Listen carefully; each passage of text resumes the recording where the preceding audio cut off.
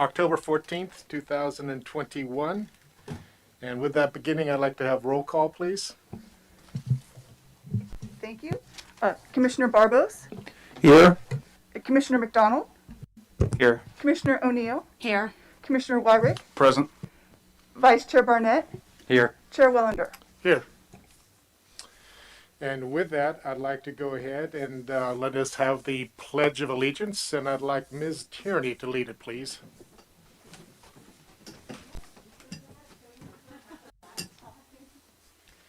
I pledge allegiance to the flag of the United States of America and to the republic for which it stands, one nation, under God, indivisible, with liberty and justice for all. Thank you.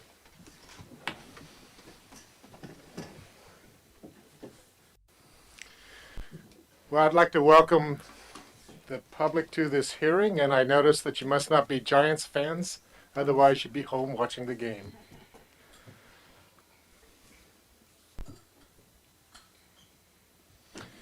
And with that, of the three that are in the audience, I'd like to open it up and give you an opportunity to speak on any item that is not currently on the agenda. And I'm seeing no movement. I will then move on. Oh, thank you. Any Zoom? No. No Zoom. So we will move on. And for my fellow commissioners, I'd like to have some comment about the acceptance of our agenda. It has been written up. Any comments? Looks good to me. Okay. Then we'll accept that is. Would someone like to make a motion? Oh, to we approve need a the- motion for Yes. that? Okay. Motion. Move to accept the agenda in order. Second. Okay. And I'll do a roll call. Commissioner Barbos, Yes. Commissioner McDonald, Yes. Commissioner O'Neill, Yes. Commissioner Wyrick, Yes. Vice Chair Barnett, Aye. Chair Wellender. Yes. Thank you. Motion passes unanimously. Okay, with that, I'd like to say, request any late correspondence. Any late correspondence that was received was put on the document center on the website. I don't recall that we received any. Thank you. So then we're moving on to the consent calendar, which we have two items, 7.1 as well as 7.2. Do we have any desire to pull anything off the consent calendar or accept it as written up? Move to approve. Is there a second? Second. Roll call? Commissioner Barbos, Yes. Commissioner McDonald, Yes. Commissioner O'Neill, Yes. Commissioner Wyrick, Yes. Vice Chair Barnett, Aye. Chair Wellender. Yes. Thank you. The motion passes unanimously. Okay, very good.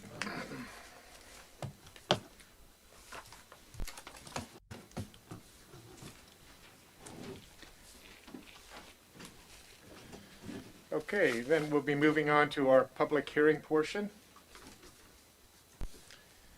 And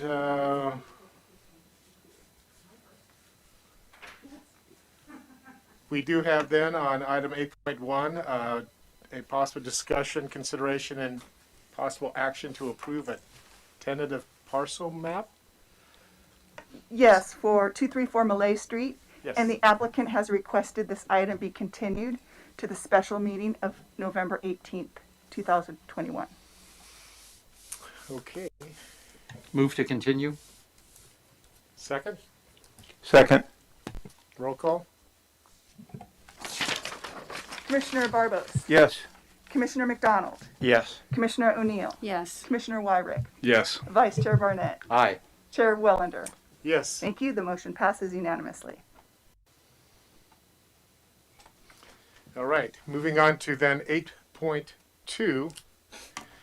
And this is consideration, discussion, and possible action to adopt a resolution approving a possible tentative parcel map to subdivide at, where's my address? On Napa Street, 369 West Napa. And at this time, I'd like to request then a staff report. Thank you. Just a moment.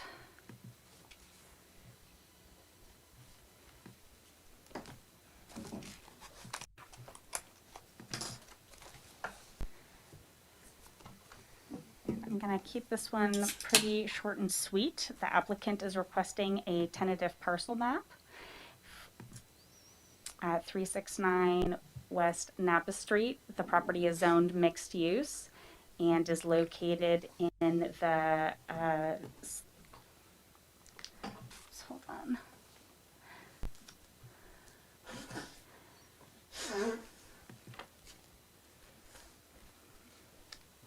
Here we go. It's located in the Highway 12 corridor. The applicant is not proposing any development at this time, so review is limited to the subdivision standards. On your screen is the proposed tentative parcel map to split the lot into 2 lots. Both would be approximately 8,000 square feet. Lot 1 would contain the existing commercial building and has a little bit more square footage. The rear one is 8,001 square feet, I believe. No, I do not want subtitles. Okay. There's the existing conditions and demo plans. So the lot 1 has 4 existing parking spaces. At some point in the future, when that building undergoes renovation, there will be some ADA improvements, but the applicant has demonstrated that the tentative map would accommodate all those future requirements and the site would still meet code.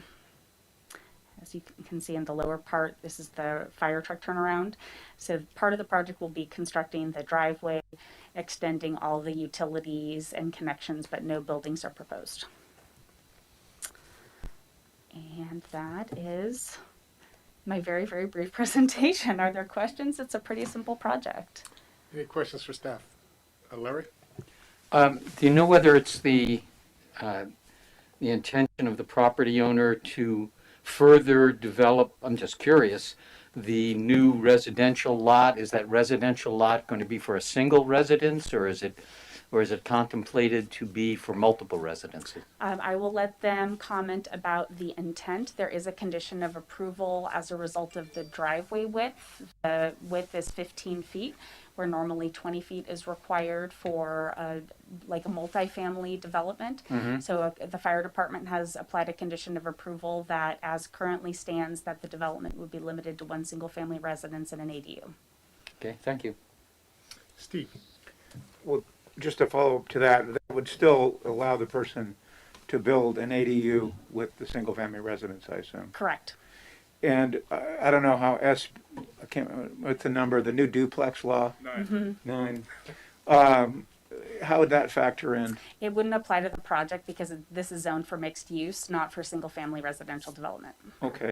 And last question, what had to do with the driveway width? I assume that's the part that's already there next to the side of the building. Correct. That you can't do anything about. Yeah, so I mean, I can't, read a crystal ball to see if the standards are going to change, but this is based on California Fire Code. Okay, thanks.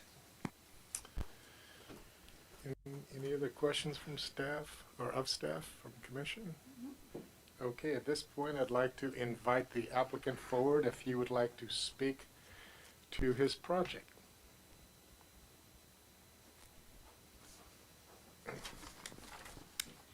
Is this on? Oh, okay. Hi, my name's George Bevan. Nice to see you guys. Good evening. We've been working with staff. It's pretty straightforward. I purchased the property, I don't know, late a couple years ago. My office is in the front building. No idea what I'm going to do with the back, but the mixed use, which allows commercial and residential mixed use, and I knew well ahead that it was substandard as far as the driveway width. I'd have to literally pick up my building and move it a few feet over to accommodate 20 feet for at least commercial. Residential, we like that we can have build equity and build something in the back as far as a single family residence, an ADU. We'll study around the city and things like that and come back with something really neat, and maybe we could ask for some I don't know, for another application, and see what we do back there. But yeah, pretty straightforward. Just want to split it now, and we're working on utility plans and things like that to be submitted. So thanks for your time. Any questions? Any questions of the applicant? Okay, thank you, George. Yep. At this time, I'd like to open up this item to the public, and if anybody would like to come forward and speak either literally or on Zoom. I don't see anyone in the audience, and I don't see anyone raising their hand on Zoom. Then I will bring it back to the commission for discussion and possible action.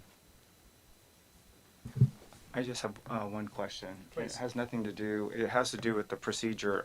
I didn't hear much of what the applicant was talking about. I just want to make sure that it's being recorded. Is the mic on? Because I didn't hear anything. Yes, that microphone's pretty touchy, and you really need to get up close to Okay. it. But it is being recorded. Okay, thank you. I would move to approve the resolution approving application PN 20-057 of George Bevan for a tentative parcel map to subdivide his lot. Second. So a first and a second, any discussion? May we go with a roll call, please? Commissioner Barbos, Yes. Commissioner McDonald, Yes. Commissioner O'Neill, Yes. Commissioner Wyrick, Yes. Vice Chair Barnett, Yes. Chair Wellender. Yes, Thank you. The motion passes 6-0. good luck. I know, I'm jealous.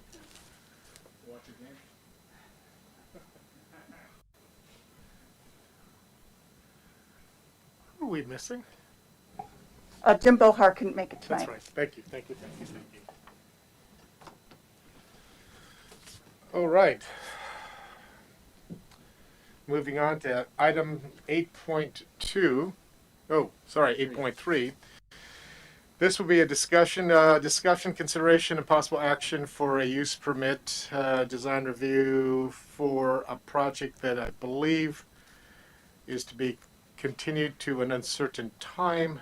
And having said that, I believe I'm going to start by giving the public an opportunity if they wish to come forward and speak to this project. Yes, this is for the project at 899 Broadway. Thank you. And seeing no movement here, what about on Zoom? No one's raising their hand on Zoom. Okay, with that and with the note that it is to be continued, would someone like to please make a motion? Well, before I make a motion, Mr. Chair, Sure. I would like to discuss the feasibility of such an open-ended continuance. It seems to me that, for example, if a permit had been issued, the project would have had to vest within a year, that permit would expire. It seems to me that it's not a particularly good justification for continuance that will extend before a year. That's plenty of time for a decision to be made by the applicant as to whether to move ahead with a modification of what they submitted or submit a new application or whatever they would like to do. But I'm uncomfortable with the idea of an infinite continuance. I'm not sure what that even means. Having passed that tonight, it would seem to lock us into leaving the initiative of bringing this back on the applicant entirely, and I think there needs to be some reasonable period established for the continuance. So Chair Wellender, David Storer would like to speak. Yes. Thank you, Mr. Chair, Commissioners. The reason for the continuance is to allow the applicant the ability to determine if they're going to move forward with the project. Placing it off calendar just simply means that when they do choose to come back, we'd have to re-advertise it. We could, in theory, continue it for 6 months, and then in 6 months from today, or even to a date specific where we say December, January, February, whatever.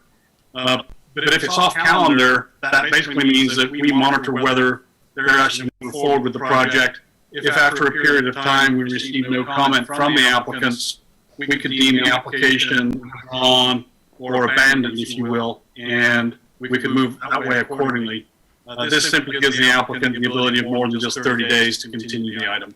that if you want to come back at your meeting in December, we could take it to a date certain for sure. Well, as I said, I'd have no problem giving them a year. If you feel 6 months is more appropriate, that's fine with me, but a year seemed to me reasonable since that's what the period of time that has to elapse when someone who has received approval of their application would have to vest their permit with some kind of effort or investment. So whatever the will of the group is, I wanted to make sure that there was a way to gain some closure on this at some point in the future that wasn't purely at the behest and initiative of the applicant. Anyone else thoughts on that? I'm in agreement with Commissioner Barnett. I think that we should put a time frame, whether it's 6 months or a year, just to make sure that it doesn't continue like a parking bank or something indefinitely. Okay. Mr. Chair, if I'd recommend that you go to December. That will at least put the burden on the applicant to make a decision one way or the other. And then they could always ask for a continuance then, but based on the discussion I've just heard, we could have them provide a basis for why they couldn't act one way or the other to either move forward or to not move by December. When you say December, do you mean the beginning of December or the end of December? Oh, I'm sorry, that'll be for your meeting in December, whatever the date is. Okay. We can continue it to a date certain is what I'm saying. I see. Okay. That'll be our recommendation. So just for my own clarification, the liability for leaving it open, can you be a little bit more specific as far as what liability we have as either the city or the commission? Well, in reality, there is no liability on the city. The applicant clearly has the decision point to make. They've received a design review, but they can't perfect that. And so without the use permit, it's going to die after a year. Okay. And if I could just chime in, this typically applicants either request a date certain or off calendar. I would say it's pretty much split 50-50 whether or not we approve them for a date off calendar versus a date certain. To do a date certain, that would mean that as staff, we would need to have adequate time to review plans and have like a very finite, concrete recommendation. My understanding from the applicant is they're working with their architecture team to decide what project paths might be possible. And so that's hence the request for off calendar. Well, I think based on that and Director Store's comments, I think if we feel comfortable, I could see asking for some sort of commitment or one way or the other come December. And then if they wish to continue it because they haven't either been able to identify or have clarity as far as how they want to go forward, they could ask for a continuance again. That's fine. Does that work? So with that, I suppose we need a motion of some sort. Move to continue this item to our meeting of December. Is there a second? Second. Further discussion? Seeing none, roll call, please. Commissioner Barbos, Yes. Commissioner McDonald, Yes. Commissioner O'Neill, Yes. Commissioner Wyrick, Yes. Vice Chair Barnett, Aye. Chair Wellender. Yes. Thank you. The motion passes unanimously.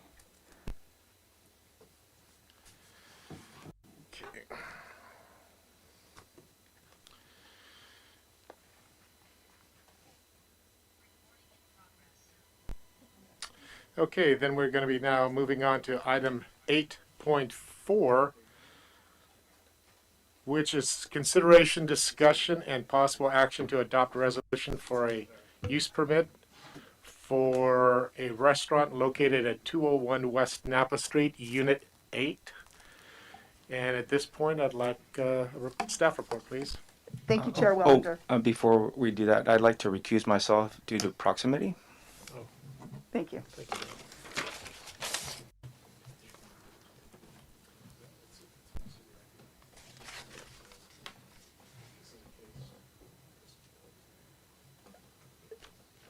So before you is the floor plan of the proposed restaurant. They're proposing a total of 18 indoor seats. The project's located in the Sonoma Marketplace in Unit 8. The project is, the property is zoned commercial, and restaurants are an allowed use in the commercial zoning district. The business would occupy tenant space Suite 8, which is approximately 16,032 square feet in area. It was previously used as retail. It was a sandbox and a shoe store. It's adjacent to a pet store and Bangkok Thai restaurant. It would be staffed with 7 employees, and it would be open from 10:30 to 7 p.m., 7 days per week. There are no external modifications proposed with the restaurant. It's just a tenant improvement internally. The parking requirements for restaurants requires 1 parking space for every 4 seats. The previous use was classified as retail, which required 1 parking space for each 300 square feet. At 16,032 square feet, 1,632 square feet, the prior business required 5 parking spaces, and these 5 parking spaces would have allowed up to 20 indoor seats, and 18 seats are proposed. The existing shopping center has 443 parking spaces and has ample parking to support the business.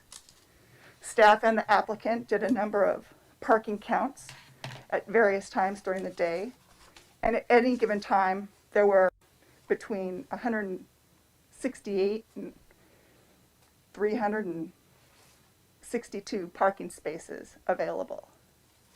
So there are certain findings this commission must make in order to approve a use permit for a restaurant, and staff's recommending this commission adopt a resolution approving the proposed project subject to findings and conditions of approval. That concludes staff's report. Thank you. Any questions for staff?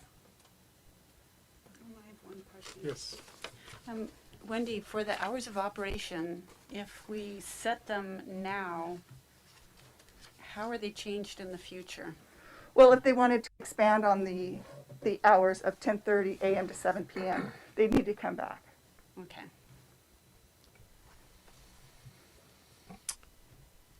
From an administrative just note, Wendy, on the resolution, proposed resolution, the hours of operation, note 9 p.m., and I believe you said it is proposed to be 7. Oh, thank you. I'll change that. Thank you. Okay, if no more questions for staff, then I will then open it up to public hearing and invite the applicant to come forward if he wishes to speak or she speak to our project, either on Zoom or in public. Yes, I don't see the applicant here or on Zoom. All right then, I'll go ahead and close the public portion of this hearing and bring it back to the commission for discussion and possible action. I have a question. So is it 7 p.m. or 9 p.m.? What is the request? I believe on the narrative that the applicant said, that submitted, it was 7 o'clock. Okay. And then. Seems early for It's a sandwich shop though, supposedly. oh, okay. Let me just make a note, so I saw. 10:30 to 7 p.m. is in the project narrative, Yeah, as project Chair narrative. Willender mentioned. Okay, Mr. Chair, I move to approve the application PN 21-036 for a restaurant located 201 West Napa Street. very good. Is there a second? I'd like to make a little modification, please. I just don't want to see them restrict themselves to Well, 7 first, p.m. the motion There's would got need to be to a be second. seconded, and then you could Oh, make a okay. friendly amendment. Is there a second on what was brought forward? I second. Okay, discussion. Okay.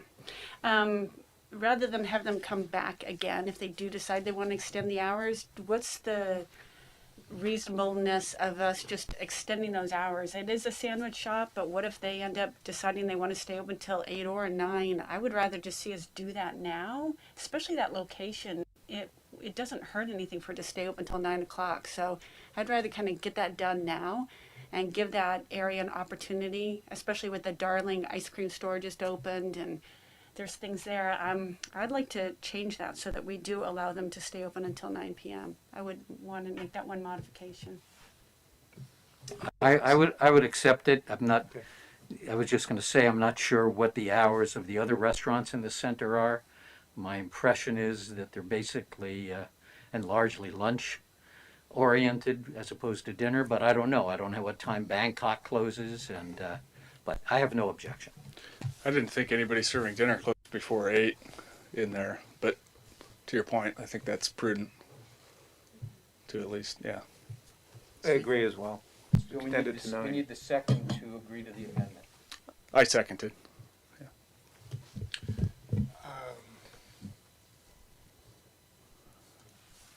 Makes sense. So with that, roll call, please. Commissioner Barbos, Yes. Commissioner O'Neill, My microphone won't turn on. Yes. Commissioner Wyrick, Yes. Vice Chair Barnett, Yes. and Chair Wellender. Yes. Thank you. The motion passes unanimously, and Chair McDonald can return to the dais. We'll,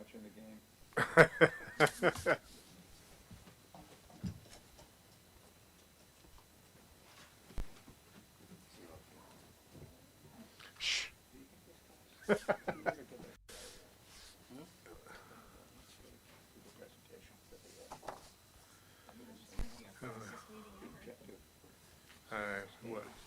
We're on a good roll. We may get held up. Depends on how well staff wrote up this next item.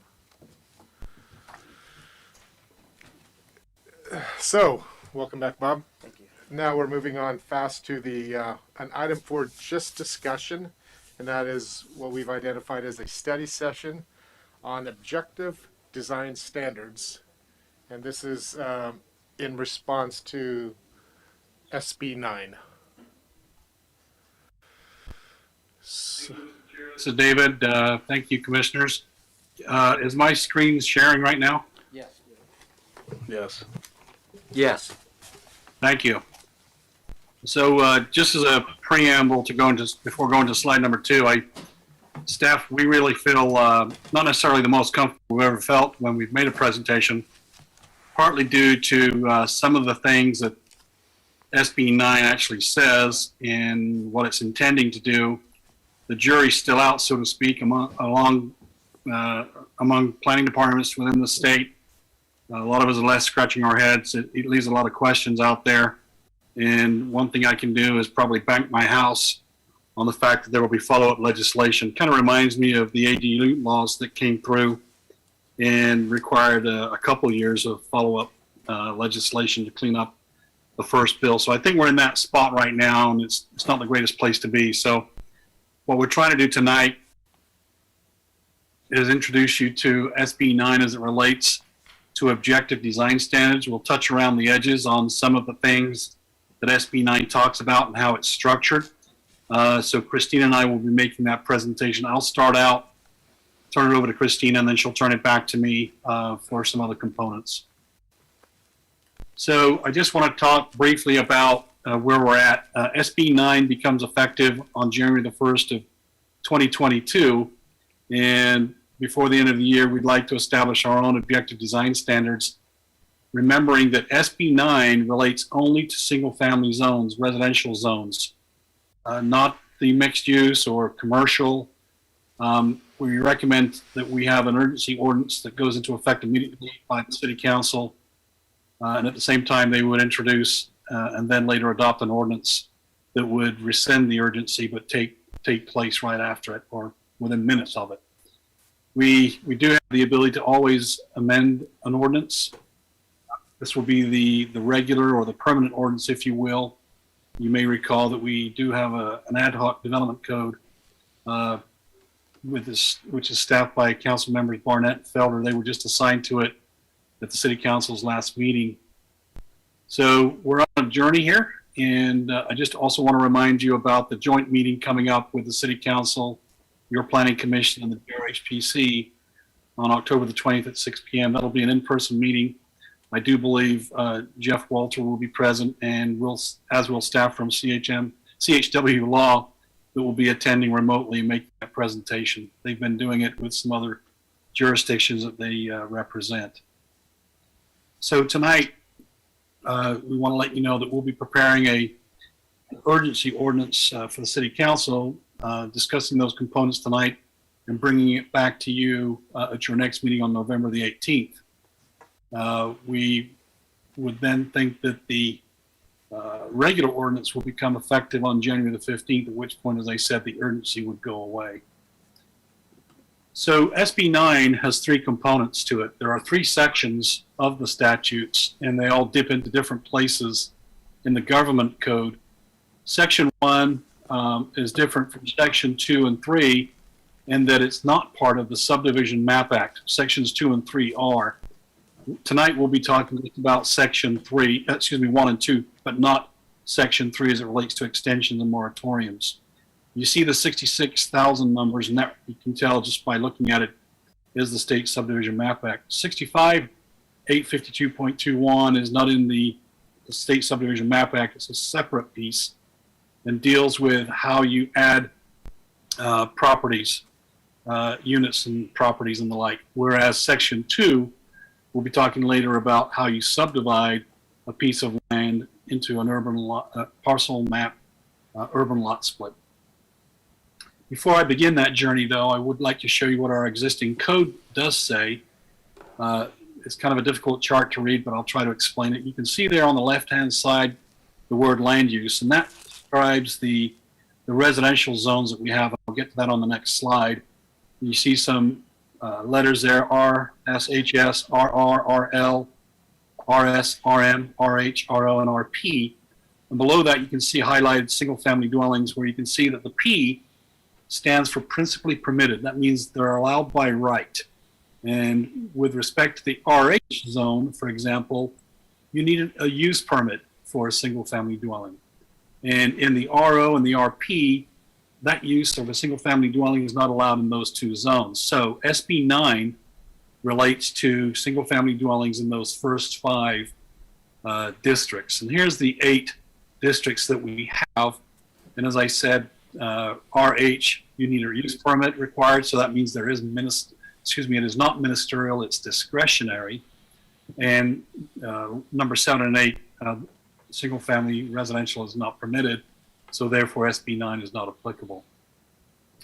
One of the first questions I wanted to address is the applicability of SB 9. And in July of this year, the Turner study out of Berkeley took it upon themselves. I'm not sure what caused them to go into this, but they wanted to figure out how impactful SB 9 might be, and then obviously determine how many new homes throughout the state would be physically eligible and then financially feasible as a result of SB 9.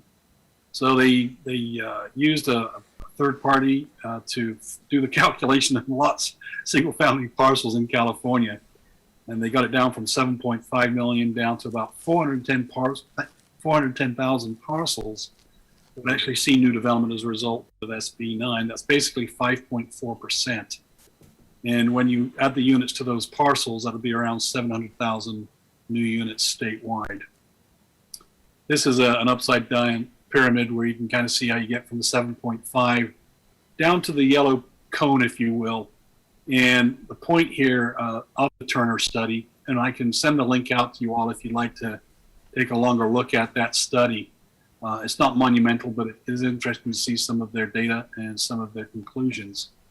The point here being is that of the 410,000, 5.4% of the total, they cannot determine which of those will actually appear, whether people want to get into even though they could subdivide or put more units on their lot that has a single family home on it, how many of them will actually want to get into the landlord business or into the subdivision process.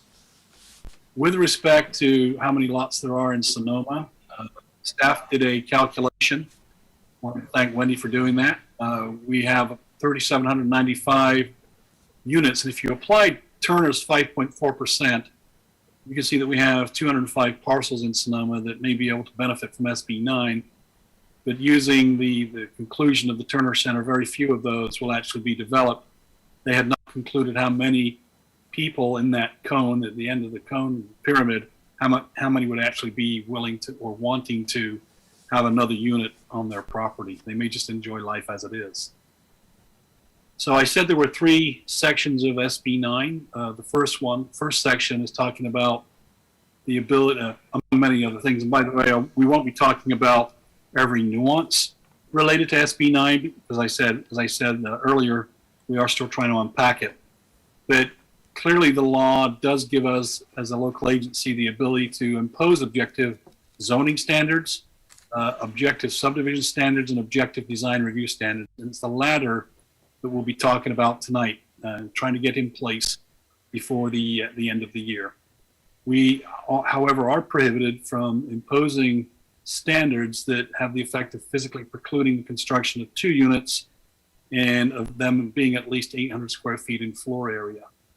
And here's a definition of what objective zoning standards or objective subdivision and design review standards are. And that's basically where there's no personal involvement from staff or any other public official, which would include the Planning Commission, that are not already published somewhere that can be reviewed prior to an application being presented. And we can actually go ahead and adopt an ordinance to include those provisions of the standards, the objective standards, if you will. And the point being here in the second bullet there is that it would not be subject to CEQA when we go through that process. The second of the 3 sections of the SB 9 statute is relating to objective requirements for urban lot splits. And so there we have the objective requirements of our subdivision ordinance, if you will, that are applicable when we review. This basically has the same language in the urban lot splits provision in section 2 that I just read to you in section 1. So again, 2 units, 800 square feet. We can't do anything that would restrict that. And then again, in section 2, there's the definition of what objective things are: zoning standards, subdivision, and design review. Again, allowing an ordinance to amend our subdivision ordinance, and again, without CEQA review. With respect to subdivision in California, I just want to kind of point out and show the contrast with what Senate Bill 9 does to the existing landscape of how you subdivide lands in California. And so for tonight, for example, you did a tentative parcel map that was not in the single family residential zone. Those will continue on, anything that's not in the single family zone. But for example, if you look at these 2 columns, you'll see one there that says discretionary PC and CC, and then ministerial to the right that says city council, no CEQA. So for example, if that subdivision tonight was in a single family zone, they'd be asking for the tentative parcel map because they're asking for less than 4 lots. And you'll notice that we did a CEQA evaluation and we did the infill one. Now that map, assuming that, let's just pretend that it was for residential, it doesn't matter actually now that I think about it, regardless of the actions of SB 9, that one being in mixed use, that now goes to the city engineer and it becomes a parcel map. They submit a parcel map to the city engineer. We have what's called paper lots that have been approved. You did that tonight. And those lots cannot be sold, leased, or financed according to the State Subdivision Map Act until a parcel map is approved. Now, the city engineer, her job here in Sonoma will be to say to herself, is that parcel map that's been prepared by the engineer for the applicant, does it substantially comply with the approved tentative parcel map? And if the answer is yes, then the city engineer gets to say, okay, now let's put the right pieces of paper together, get them recorded, and once recorded and everything's been tied up with a bow, then those lots are actually created and they can be sold, leased, or financed. And that's a ministerial situation. There's no CEQA. The city engineer doesn't get to add a new condition because she feels like it or it's the best thing since sliced bread to do so. The question is, have all of the conditions of the tentative map been complied with, and can this the parcel map, can it be recorded? With respect to subdivisions of 5 or more lots, you would have to conduct CEQA, and it could be a categorical exemption, it could be a mitigated neg deck or a neg deck or even an EIR.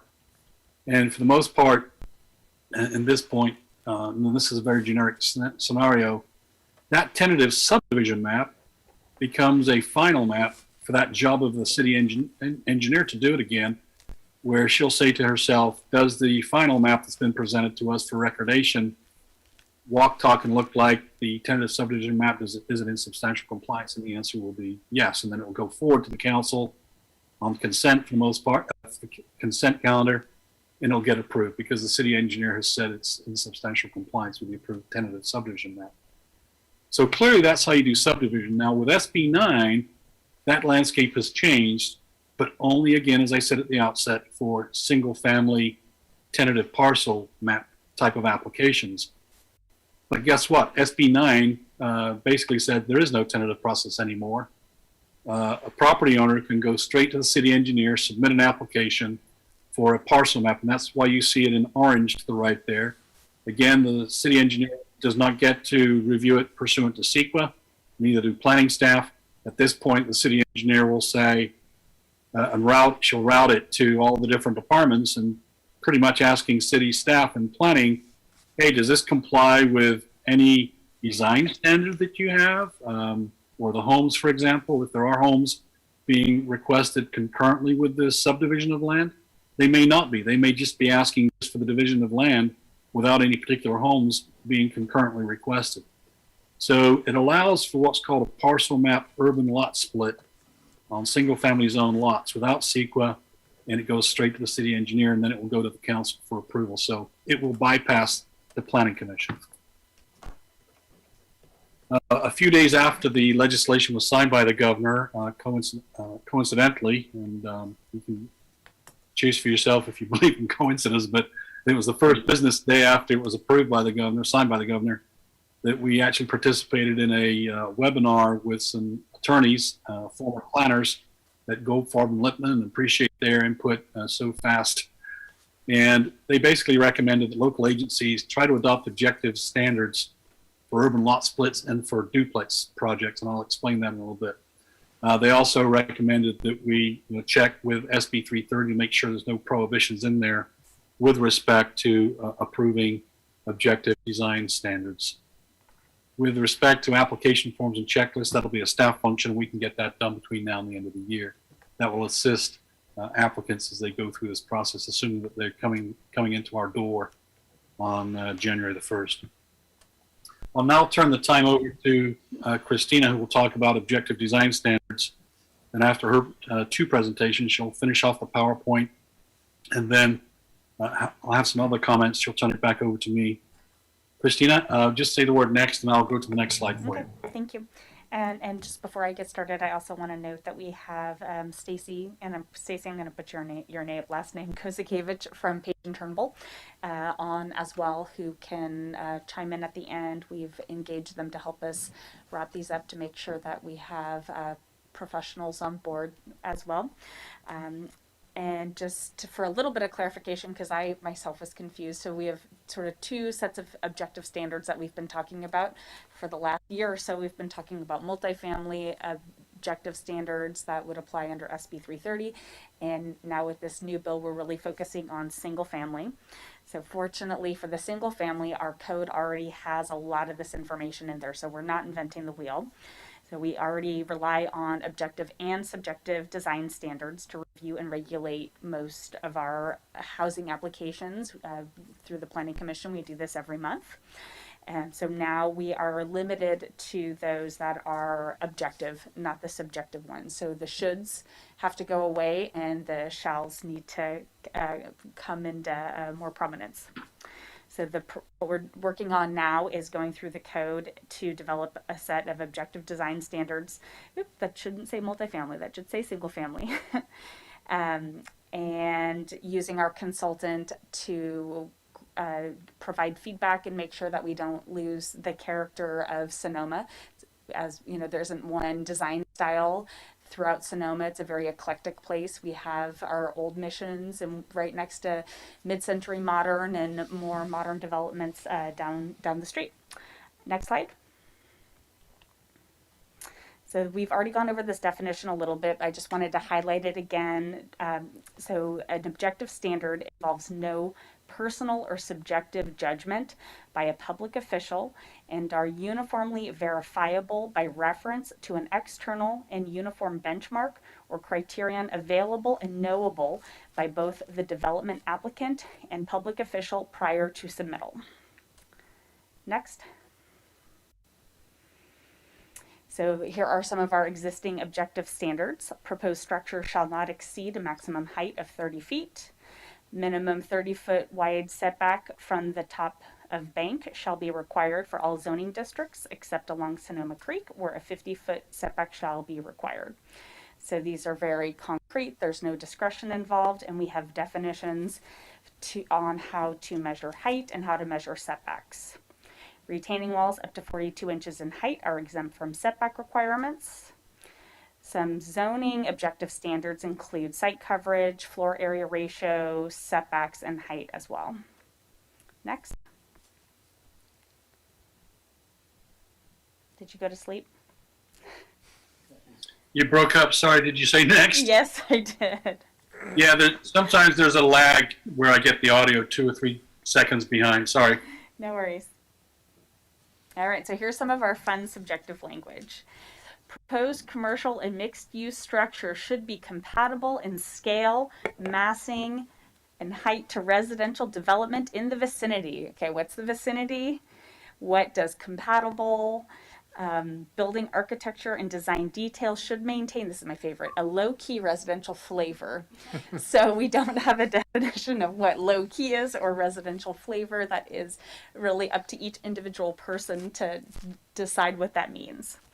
To the extent feasible, based on property conditions, streets shall follow the natural contours of the terrain in order to minimize the need for grading.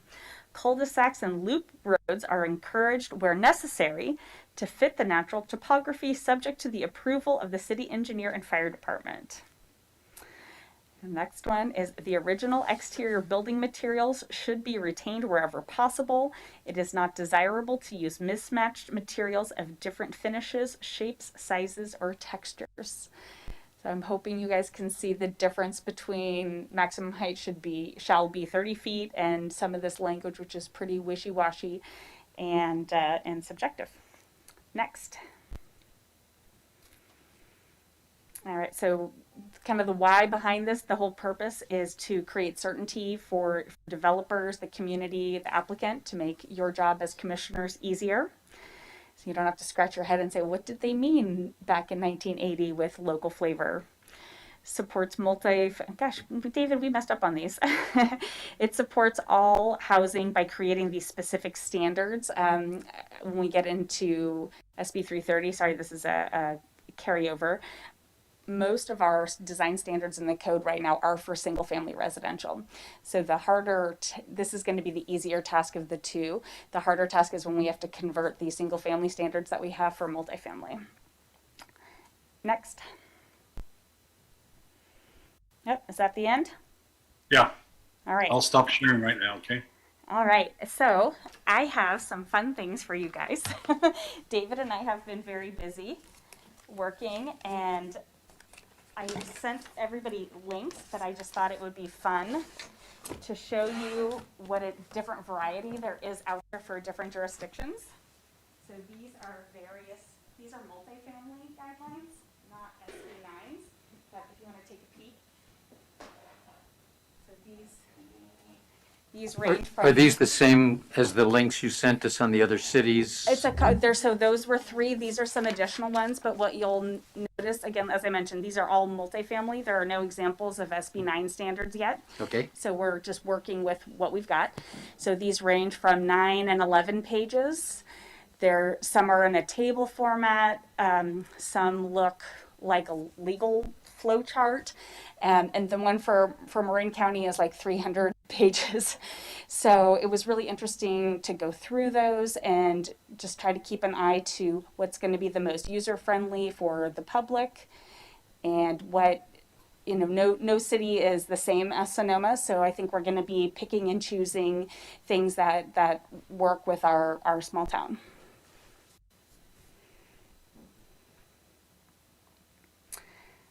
And so in that, my personal, I can't do this on mine, I'll have to save it. My personal preference was that I really liked the table format of Roseville's. I thought it was very easy to read and follow.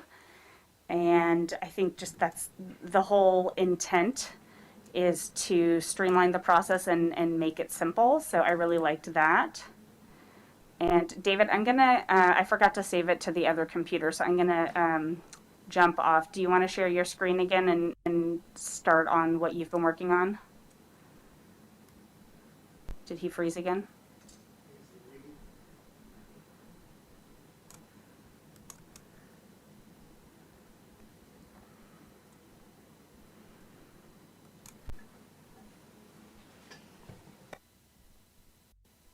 Yeah, Christine, I'll get mine set up right now. I'm going to try to share. Can you see the screen right now? Yes. Okay. So Christina began with, oh, there we go. She's going to talk about some of the things relating to site planning and other methods in which to apply objective design standards. These particular ones right now are just something that I prepared as we wanted to present you with something tonight to react to. You can see here that I've come up with 3 scenarios, and I know there's a couple more. So for example, we may be dealing with a single family home that's on a lot resulting from a parcel map urban lot split. So let's just pretend Vice Chair Barnett has a lot that's 75 foot wide, 120 foot long, has a single family home on it. We're not talking about that unless he chooses to subdivide his land. So A is actually a lot resulting from that. Let's suppose Larry chooses to, let me back up. Let's start out this way. Larry owns a lot in town where he could actually do an urban lot split and have the minimum areas available to do the lot split. So that's scenario number 1. And the second one is if we have a single family zone vacant piece of land and no existing single family on it, we could actually put one on there. We could also do a lot split. So I didn't really populate B very much. What I did was I populated C quite a bit, and I just think I've just got some wrong numbering right there. We'll correct that. Apologies for that. So for example, if you've got a single family zone lot with a Larry single family home on it, and he's not choosing to lot split, doesn't want to go down that path, these are some things that we could put into objective design standards relating to the home itself. There's 15 of them, so I'll go through them very quickly. Number 1, we can talk about the pitch of a roof for a new unit being the same as the existing dwelling.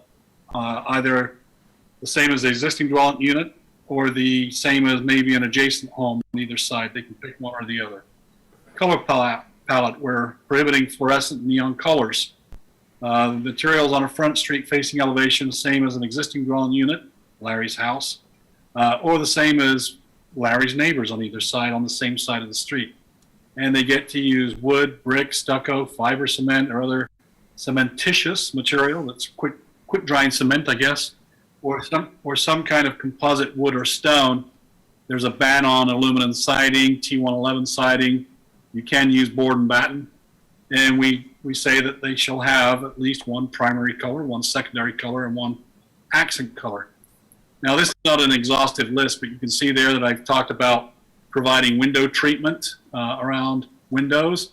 And if it's a 2-story, it gets to be treated with window treatment around it as well. So you don't just leave your second stories without any kind of treatment on those windows. Talked about that, and this particular one, number 4, interestingly enough, is in our municipal code in every planning area. And I made it objective. And so instead of it should be, it shall be. This is where you put the most narrow dimension of the dwelling, making sure it's parallel to the most narrow dimension of the parcel. And also that the primary entrance to the dwelling unit faces the public street or is accessible from a porch or other kind of entry statement. You know, we may not want that anymore, or we may want to beef it up. Again, these are just some things to provide as concepts to you. Number 5 is talking about the minimum number of colors, talking about materials and facades, and applying a trim, if you will, or gingerbread, as some people will call it, to the base of a building, at least 4 feet tall for at least 30% of the length of each facade, those that face public streets and the like. if the dwelling unit that's being built on Larry's lot next to his house, if Larry wants to make it affordable to extremely very low income and the like, it's going to be constructed of the same or similar materials so that you can't tell from the street or from the property or the structure itself that it's different. This one, number 8, just talks about the height of the new dwelling unit not being taller than Larry's house. Talking about interior dwelling units, this would be the one that Larry would be building. They need to have some kind of a front entry that's oriented towards a paseo or a courtyard or any active landscaping areas, maybe even the parking area. Talking about maybe having on the roof some kind of ridgeline change, if you will, so it's not a monolithic plane. Talking about number 11, talking about de-emphasizing the garage fronts such that they're less than a third of the length of the dwelling's primary frontage, whether it faces the street or not. Talking about the relationship of front porches and how they protrude or extend beyond the front face of the elevations, if you will. We talk here about roof-mounted equipment, screening it or them from adjacent properties to have a structure at least equal to the height of the equipment that's being screened. Talk about roof overhangs, door surrounds, having some kind of articulation to bring interest to it. And you can see there that there are numbers and things of that nature that can be measured.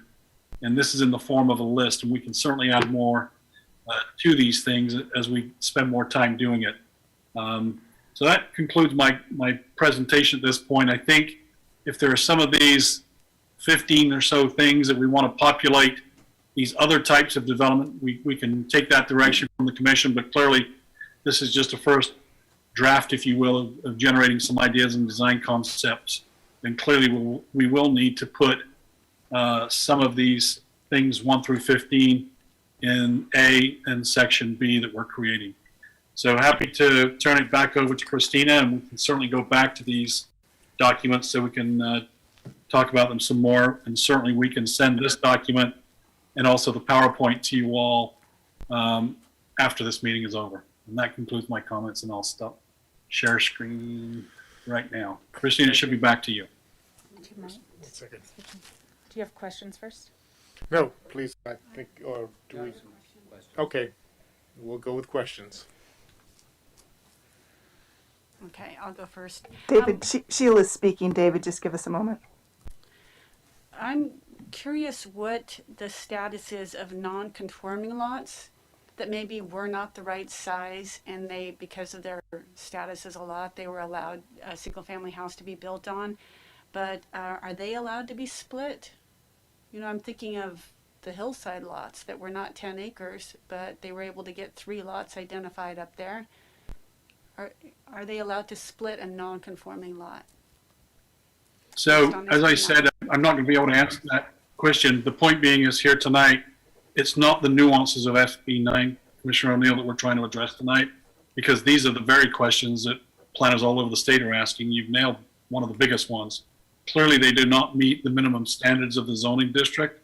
But on the other hand, we've got this statute that says, irrespective of that, we can allow 4-foot side yard setbacks. And if they've got 2,400 square feet on a piece of property, they can do the urban lot split. It doesn't make sense to us. And so we'll have to be investigating that kind of stuff and reporting back to you.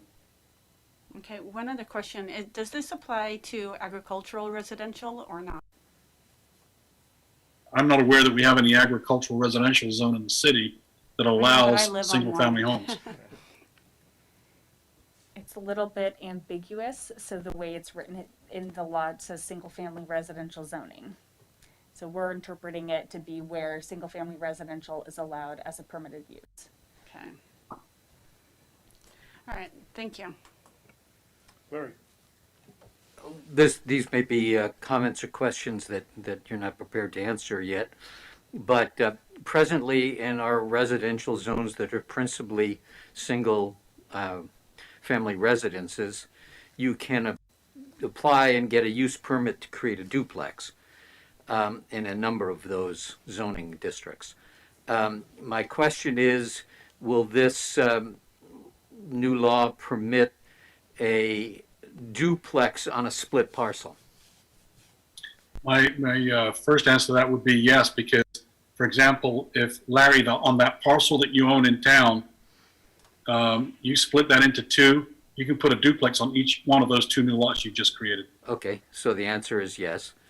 And the only other comment I would make is that in one of your examples of objective language, you use the term high quality. And so my question is, are these objective standards going to be accompanied by a list of definitions? Well, I think we'll take that subjectivity out. I think the point there was to list the types of materials. No, I understand. Yeah, stuff like high grade, that's not going to work. Well, and so, but I'm wondering whether an objective standard where you have a specific definition so that you use a term like high quality, if we decided it was appropriate, if it were strictly defined and had a criteria and was quantifiable by some understood and conventionally communicated standards, it seems to me to be okay to use a term like high quality as long as there's a definition system and definition list in the ordinance. Yeah, I think so. For example, if you use coffee as an example, you can say high quality coffee, and then the definition would say Starbucks or Pete's meets the definition, something like that. I don't know. Whatever it might be. I'm not advocating we do that. I'm just saying that I Right. do see the opportunity to use terms in a general fashion that customarily might be considered subjective unless they are in fact connected to an objective definition in a separate table. And that's, Correct. you'll see that in a lot of the examples that Ah. most of them do that. So Yeah. it's a way to kind of take these tough situations and make them as clear as possible. Right. Thank you. Any other questions? Christina, are you ready? I am ready. Oh, No, your go ahead. presentation. Yeah, but Just go ahead if continue. you have questions for David. Oh, okay. I had a couple of questions that are floating around my mind. The subdivision code, more objective standards for more clarification, parking, historic buildings, historically designated buildings, all these things come to mind that may have issues when we're looking at this new assembly bill. And also fees, specifically fees. Generally speaking, for properties that meet the that are in excess of the minimum lot size, say the minimum lot size in an area is 5,000 square feet, and this person has an 11,000 square foot lot, so clearly the person can subdivide the property into two. And the question I have is, can the person first subdivide the property in two and then ask for two duplexes Yes. on each lot? Okay. So, Yes. and then the question is, I would imagine that in those instances, we would be requiring a certain driveway width to get access to that second lot. That's correct. Yeah, and Christina will be talking about that along with other site development standards. The interesting thing, Chairman McDonald, is that let's say you have a 10,000 square foot lot, which clearly meets let's say it's double the standard that the zoning district that we're in. The correlational relationship is that the two lots must be within 60 to 40% of one another. So you could do a 50%, make them both equal, but the smallest cannot be 40% less than the one on the other side of the property line. Okay. And then with respect to lot mergers, now let's talk about lot mergers, because that is significant in single family zones where a developer or an investor comes into a neighborhood and starts taking lots and acquiring them with the intent of being able to do lot line adjustments to create a maximum amount of developable parcels. Say, for example, my lot, I don't have enough to create two lots, but my neighbor has excess and they can actually do two and gives me some of their property, and then we're creating this lot line adjustments, which are discretionary and don't require hearings under our current subdivision code. So I'm just wondering how the city's going to respond to people, investors coming into Sonoma, looking at areas that may have larger lots and a zone that allows for smaller lots, and then over the course of this having lot line adjustments, which the city doesn't look at, it's just the city engineer, and then trying to create these subdivisions that allow each having two houses, and so I'm concerned about that. What our lot merger laws are and how they could be applied if people are investing. The other thing has to do with in that same vein, looking at fees and trying to circumvent a major subdivision, so to speak, where you don't have to provide extractions or dedications or anything like that because it's not considered a major subdivision.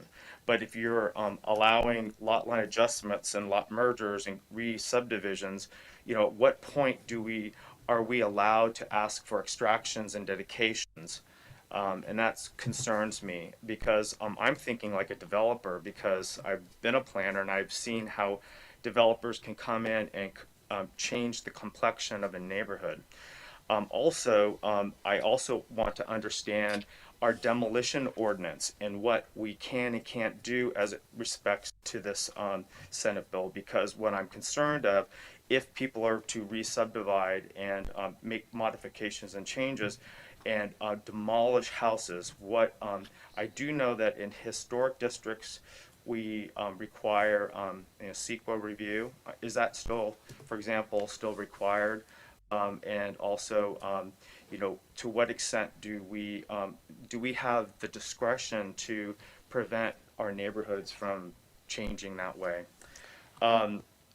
The other thing that I also am concerned about is our very liberal covered parking requirements. Right now, we only require one covered parking space, and that's the assumption that we have a regular tract house. We have one parking space covered, one uncovered.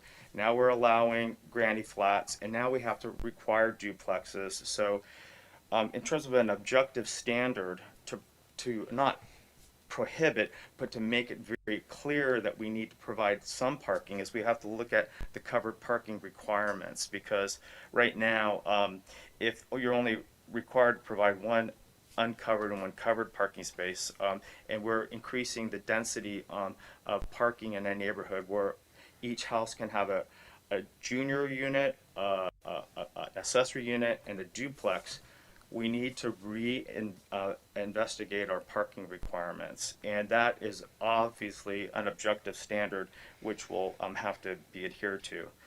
And then as it relates to, I was talking about lot mergers and re-subdivisions and lot splits, I'm assuming that a developer or a homeowner would have to pay all of the fees, and those fees would not be exempted because they were under Senate Bill 9. So I just wanted the clarification of the fees: sewer fees, water impact fees, and the like. Just one thing that I do have a problem with, and I discussed this with Larry Barnett, and I discussed it with Wendy and you, was our very, very vague and nondescript requirements for flag lots. And I think we need to investigate the subdivision code and have clarity on flag lots. A good example of this would be the lot area for a lot. Say, for example, the minimum lot area in the zoning district 7,500 square feet. You have to have a 7,500 square foot lot, and the minimum dimensions is 40 feet wide, and the minimum length is 100 feet wide, right? Or whatever. What we want to do is, if we're going to allow for properties to be subdivided with a flag lot potentially, and then broken up to have duplexes, we want to make sure that we have the minimum lot width as a result of a flag lot. So if the minimum width of a parcel in the zoning district is 75 feet, there are supposed to be 75 feet plus the driveway to allow access to potentially 4 units. I think that's a reasonable thing and an objective standard. And then conversely, the area is important.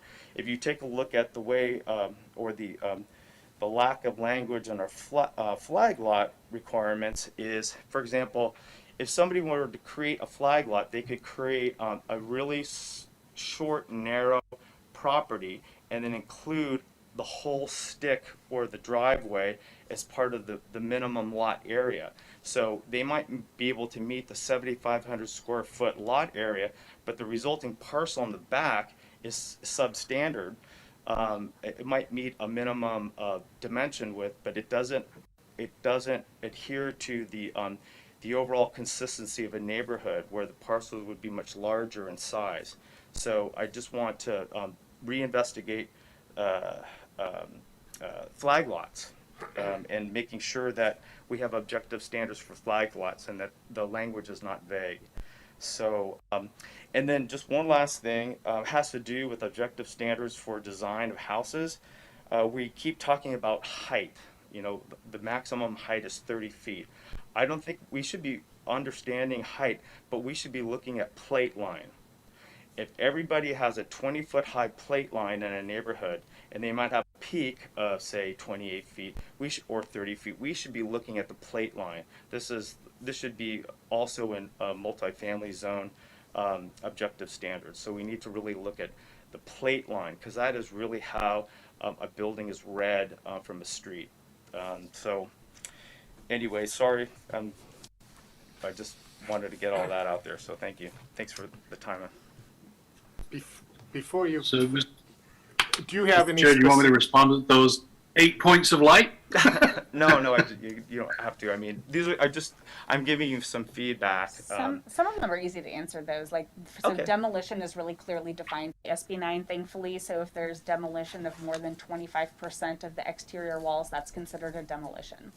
And David, correct me if I might be getting my bills wrong.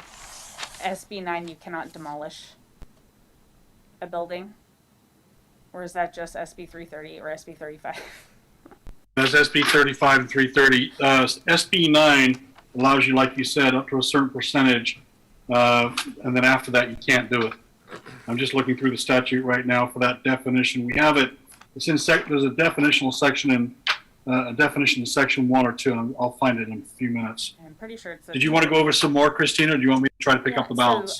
So we are restricted on parking by SB 9, so we were allowed to only require 1 parking space per unit, but it does apply for each unit. So if there is a JADU and an ADU, each one of those would require a parking unit. There are exceptions if you are within a certain distance of high quality transit, but they define it, it's a transit stop with like 10-minute headways, which we clearly don't have in the city of Sonoma, so we would have that parking requirements. And your comment on flag lots is duly noted. Okay, and the other, just the last thing, it's really helpful, and I haven't had a chance to take a look at the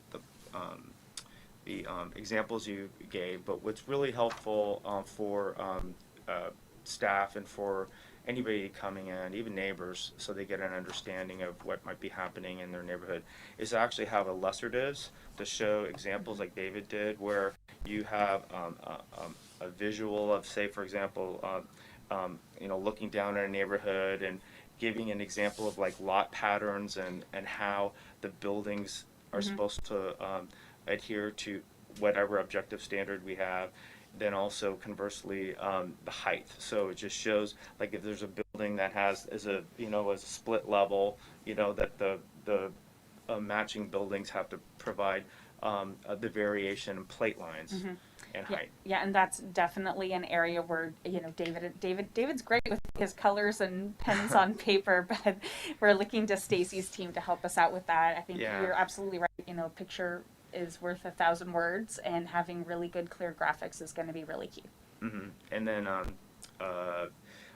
there's also when you take a look at neighborhood context, what I really would like to see, not only for the multifamily guidelines, but also for the SB 9 properties, is to look at things in increments. So you take a look like what would be required for a single family, what's required for another threshold and what would be required for higher density. So ultimately, what we would have are guidelines for single family. We'd have guidelines for, say, for example, developments under SB 35, like from 3 units to say 10 units. The design criteria or objectives for that, and then for larger projects. Yeah, and you'll definitely see that in some of the examples that they're, for 0 to 10 versus 10 to 50 units, that there are different criteria. But that's actually a great segue into the draft that I've been working on. If I'm going to ask Wendy to pull that up. I want to make one comment though before, and I should have been a little bit more forthright. What I'd like to encourage my fellow commissioners is that we are losing some local control, which is obvious. So to me, the focus I would like to see is now how can we somehow identify what is really of importance to us and create these objective standards in a way that we can do our best to maintain what we value. I also would like to not set the record for the longest and biggest code requirements. I don't want to compete with whoever had 300. So it really is, let's distill it down to what we really want to hang our hats on and really stay focused on that's important to us. And I think, again, my interpretation of Sonoma is that we are kind of an eclectic architectural mix. And we have chosen, or by default, we are not Santa Barbara where we've tried to take a certain architectural style and apply it all the way across. So again, I just want us to try to, and I'm challenging myself right now as well, is try to figure out, okay, what are we losing now that our hands are tied, but now what can we do to somehow continue to safeguard what we all think is valuable. And I think your comment about the plate line is a very good comment about, because I think one of the most significant things is massing, is scale, is size in a neighborhood. So I will now stop and please continue. Mr. Chair, might I request a brief intermission? Yes, we'll go 5 minutes, but no, I don't want any game updates verbalized, please. I promise. Thank you.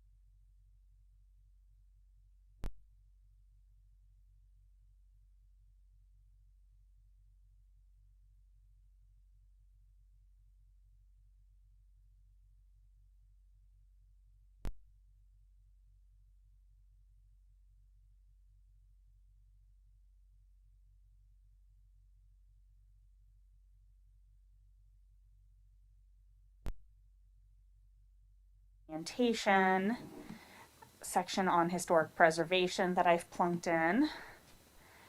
So that neighborhood compatibility was that first one, and then getting down a little bit finer to site design. So grading, tree protection, creek setbacks, and then the closer up bucket is, I think, just building design, and that's really where David's focus was.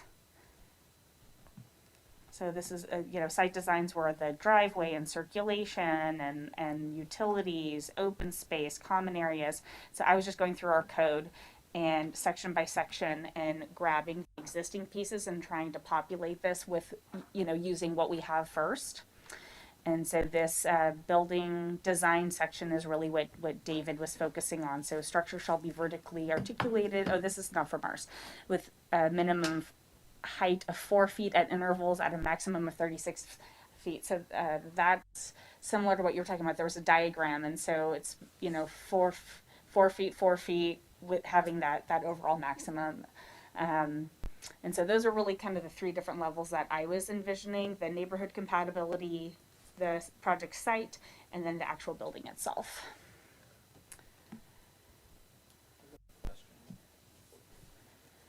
Are we pretty informal, or do you need more? No.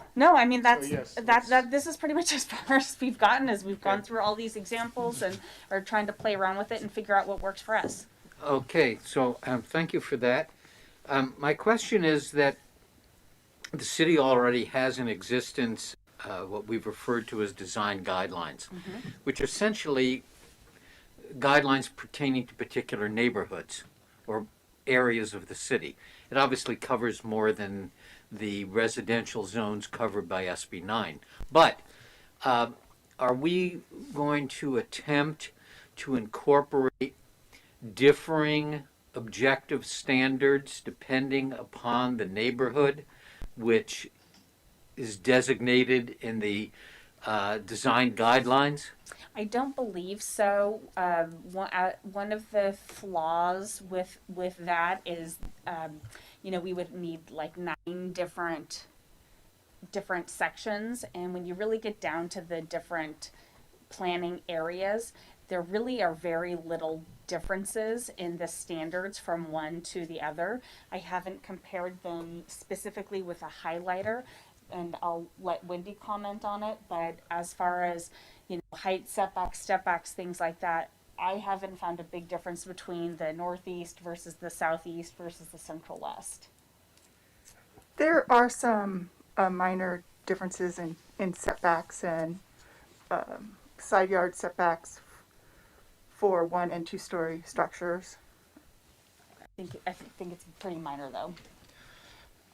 Well, I guess my concern is that, and maybe it's because I have a historical attachment to that process, but a very considerable amount of time was put into the design guidelines document in order to identify what are some identifiable characteristics of different neighborhoods or areas, and to come up with design guidelines that were specific to those areas, so that what we now can't use as a term, the flavor of those neighborhoods could be identified and not replicated, but not degraded through the imposition of a wholly different style of building.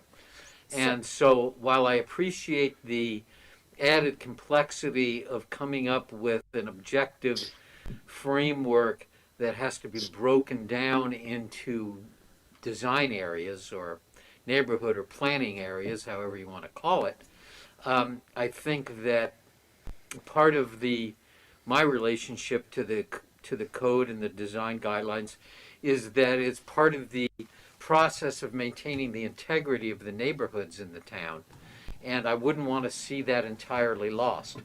I understand it adds another level, but it seems to me that, and maybe this is a question for David, is a city allowed to develop differing objective standards for different planning areas? So Chair Wellender, David would like to speak. Please. Yeah, can anybody hear me? Yes. All right, thanks.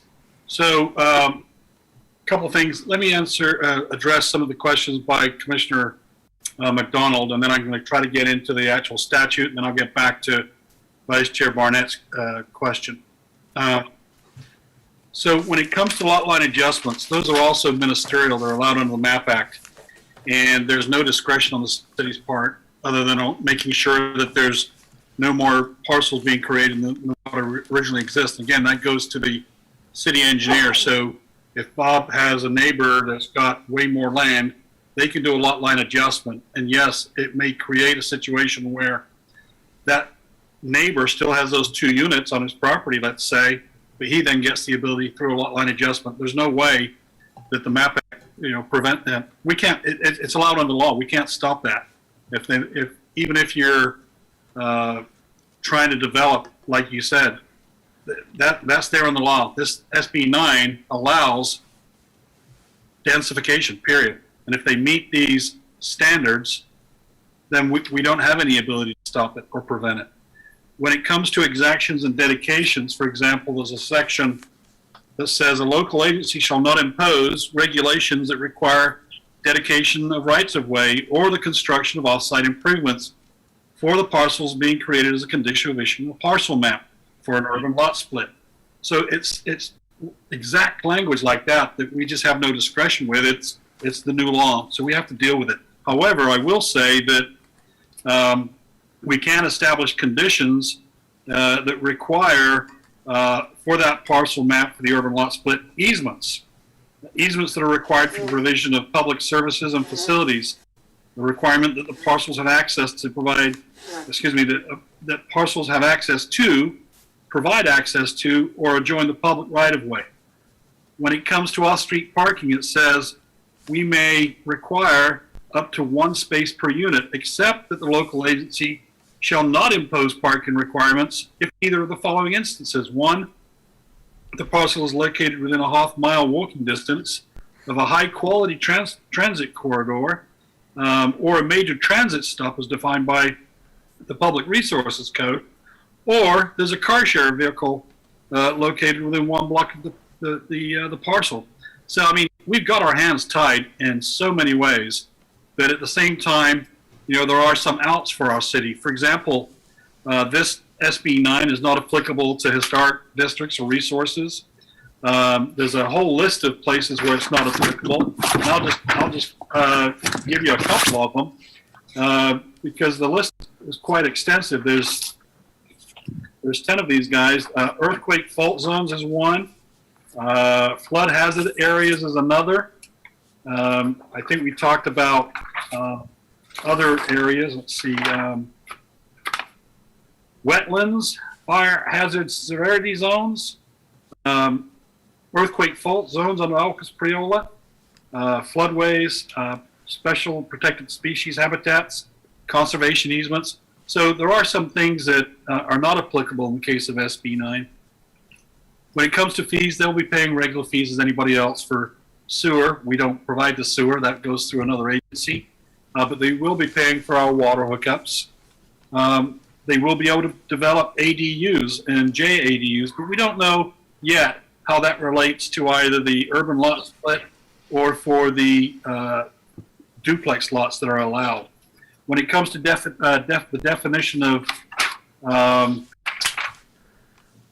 demolition, it says here, the proposed housing development does not allow the demolition of more than 25% of the existing exterior structural walls unless the housing development meets at least one of the following conditions. Number 1, if a local ordinance allows it so. Or 2, the site has not been occupied by a tenant for at least 3 years. So again, even when it comes to demolitions, the legislature has kind of narrowed our focus and made it very difficult for us. I think we can address issues, as Commissioner McDonald said, about the height of a structure. We can define that.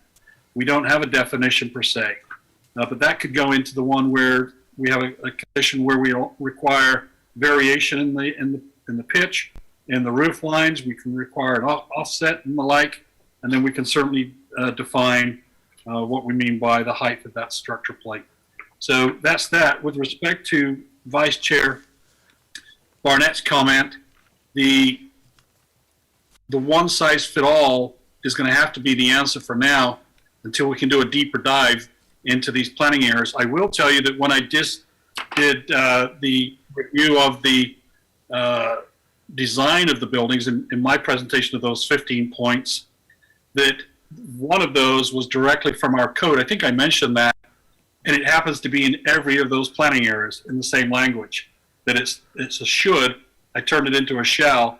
It's the one that talks about the minimum width of the new dwelling shall be parallel or something to the shortest width of the building or something like that. That one's in there, and that's the only one that relates to building design.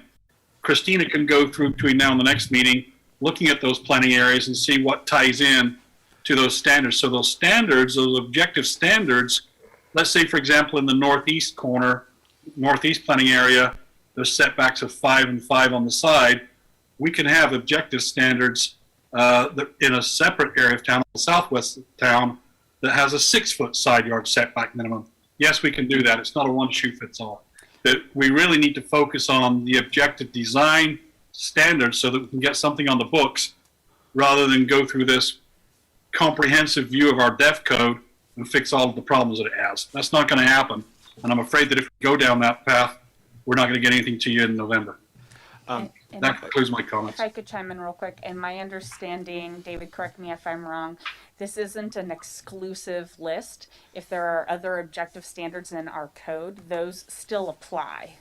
So if there's Yeah, objective standards. those will apply. As Christina said, we have subjective and objective. And we could just decide to do nothing right now between now and the end of the year or beyond that. But this is our opportunity to get something on the paper that we want to live with. Other than that, we have to then go back into our existing code, as limited as it is, as I've just explained, on just building design alone. There's only one thing in there, and it's the same one through all of the planning areas. Let's put some more stuff in there that requires articulation of windows on first and second stories. Let's talk about roof-mounted equipment, screening it. That stuff's not in our code right now. Yeah, there's actually So- a lot of good information in the historic infill section of the code, but it's limited to historic buildings. So a lot more of those design guidelines are in that section. I think it's 1942. You had mentioned that SB 9 doesn't apply to historic districts. Are those designated by the state of California, or are those locally designated historic districts? Both. Both? And Yeah, let me just read that if I can. Okay. I happen to have the code here now. The development is not located within a historic district or property included on the State Historical Resources Inventory. That's called the CRIS list, and or within a site that is designated or listed on a city or a county landmark or historic property or district pursuant to a city ordinance. So on that discussion, we have a local inventory, which is not necessarily one and the same as the CRIS inventory, which is the State Historic Resources Inventory. And I recall some of the commissioners that were here were present when David Goodison revisited and made changes to the historic district boundaries. Is that something that staff would look at in terms of it's not so much a like a prophylactic, but really we weren't looking at our historic districts with the same lens that we would be now in terms of all of these new Senate bills that are coming before us. In terms of if you look at our designated areas, some of them are kind of still a little squirrely, and we may want to revisit those. Yeah, that's a great comment. Actually, Stacy, who is on tonight with Paige and Turnbull, can chime in about that a little bit more, but we've already kicked that effort off. So Paige and Turnbull has done some site surveys already. They were primarily engaged right now in evaluating the historic train district that was identified several years ago. They have also looked at the potential Sebastiani Cottage district, and then the next effort will be looking at the overall historic district as well. Thank you. That's great news. Thanks. Mr. Chair, if I can, to add to what Christina just said, Sure. is our city council has directed as one of their goals of this year a look into local resources. You may recall the discussions that we had recently on the Spark with respect to the Grove, and also with the home on East Napa, East Spain Street that was appealed to the council from the DRHPC.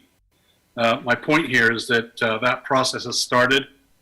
We've begun the mapping of all of those local historic resources on the inventory of the City Council of 2006, which basically also says that anything that's added to the CRIS list is automatically added to our local inventory, and we're in the process of mapping those as well. And then with the assistance of Page and Turnbull, we can determine what else needs to be added to the local inventory, which may or may not make it to the CRIS list. And I know I'm talking in vernacular, but Page and Turnbull can do a better job of explaining that. But clearly, the intent of the legislature is that this is not allowed. And if you call it a prophylactic, that's great, because my first thought was, yeah, let's just designate the city of Sonoma as a local historic It is. district or inventory, and we're done with SB 9. And then it's great that we kicked all this off early enough. This site visits started in July, I believe. And so we do have draft maps ready for review. And one of the really wonderful things that has come out of it, there's been a lot of collaboration between the city, our consulting team, the Sonoma League for Historic Preservation, and the Sonoma Historical Society. And so Page and Turnbull has this wonderful treasure of all these historic resource evaluations and just some really amazing data that I think is going to really help us. Good. Any more questions? Quick question. What's the existing process by which something is designated as a, or put on our local list of historical? That Yeah. is- go ahead. I know, it requires review by our Design Review and Historic Preservation Commission, Okay. and it can be nominated by a property owner or a commissioner.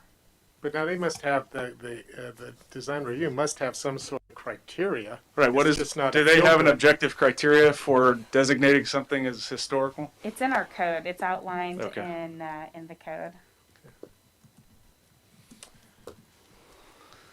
So, Mr. Chair, if I can, just as far as providing some structure for you to direct a discussion, what would be helpful would be to say, out of the list, for example, on the design components for the structures, whether it's on a split, whether it's not on a split, those 15 things, are they all great? Get rid of number 2, but keep number 5, add to number 6. Give us some help on, are we heading in the right direction? And then also, with Christina's stuff, are there things that you want to see when it comes to objective designs that we can add? Because I think one thing that we should do between now and the next meeting is take what we can get from you, and then also go through our existing code to see if there's anything there that we can provide that's already objective.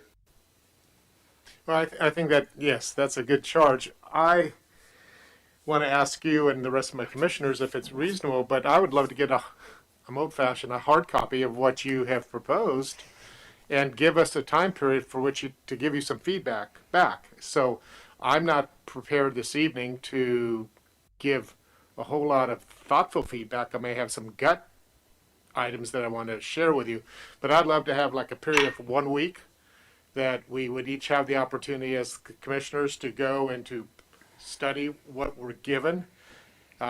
Maybe even putting down and writing some of the targets that you're hoping we'll give back to you, or some information, because I think, at least for me and my Neanderthal processing, that would be helpful, and I just need time.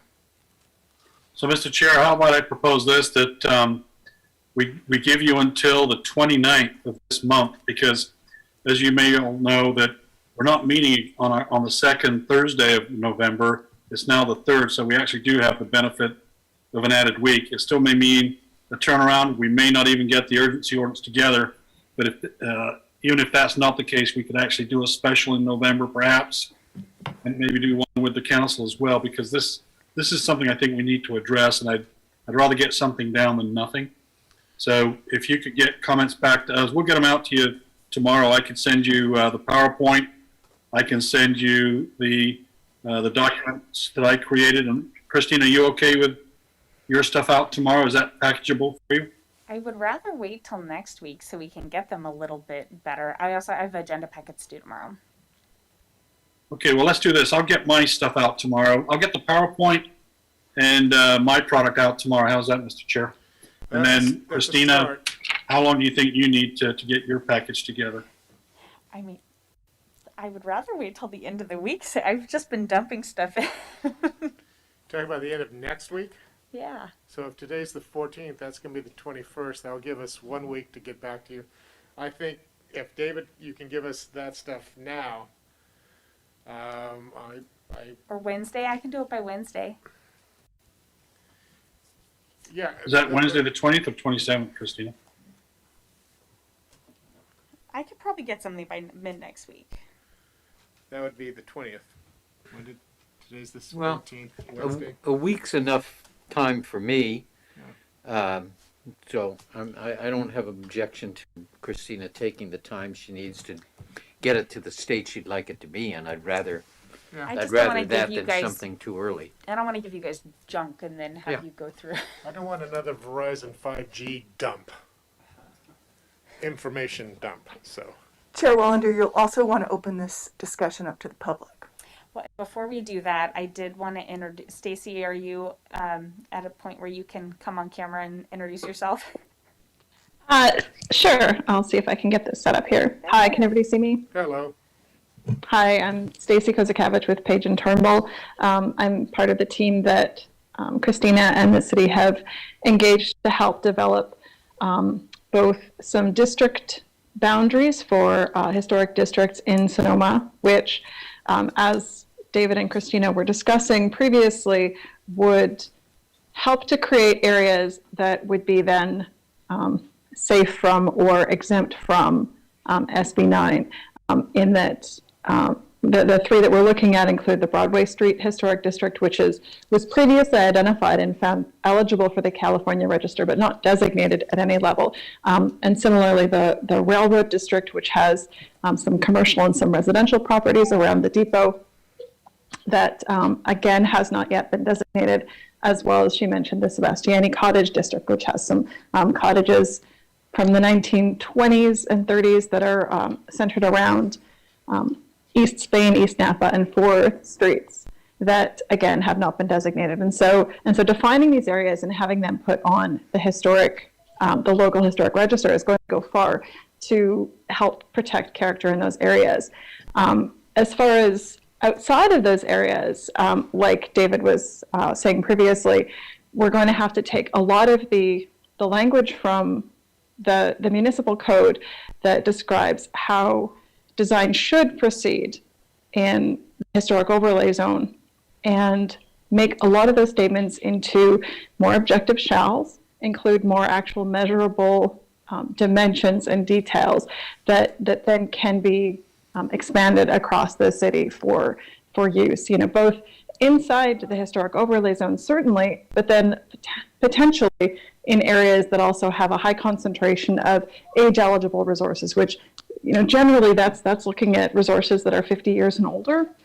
And so, this has to apply not only to Victorian cottage districts, this has to apply to mid-century modern districts as well. So this is going to have to be a fairly broad language, but also making reference to existing conditions in neighborhoods as much as sort of objective citywide. So that's kind of the approach that we're taking. We've definitely started and made a lot of headway on the district definitions. The objective design standards we're just kicking off. So I'll pass it back to Christina. Okay, back to you. Do you have any questions for? I had one. The difference between a historic district and the historic overlay district. What is the task to take the overlay zone and actually to create a district, or at least the overlay zone could meet the criteria under SB 9, so at least we don't have to worry about that. No, the historic overlay zone is a useful planning tool, but it doesn't have the kind of historic cohesiveness that's required to define and determine that it is a single historic district. It has a lot of different contexts, a lot of different architectural types, a lot of different histories. And so the overlay zone as a whole can have design standards applied within it that are objective, but the overlay zone as a whole isn't, and could not practically be designated as a local historic district. It should be smaller, more concise units within that. For example, there's the downtown, the Sonoma Plaza Historic District, which is National Register listed, which is very well specified time period and styles. And then the three others that we're working on having locally designated are ones that are going to relate to specific time periods and types of building, but the zone itself is not a historic district. Thank you. And do I interpret your remark correctly to say that the historic overlay zone does not in and of itself exempt that zone from the provisions of SB 9? No, my understanding is it does not, because it is not listed on the local register as a historic district. Wow. That's quite a revelation. Well, I mean, that it affects like a significant area of the east side that I would imagine our citizens would want to protect. So, and a lot of the west side as well. Any other questions?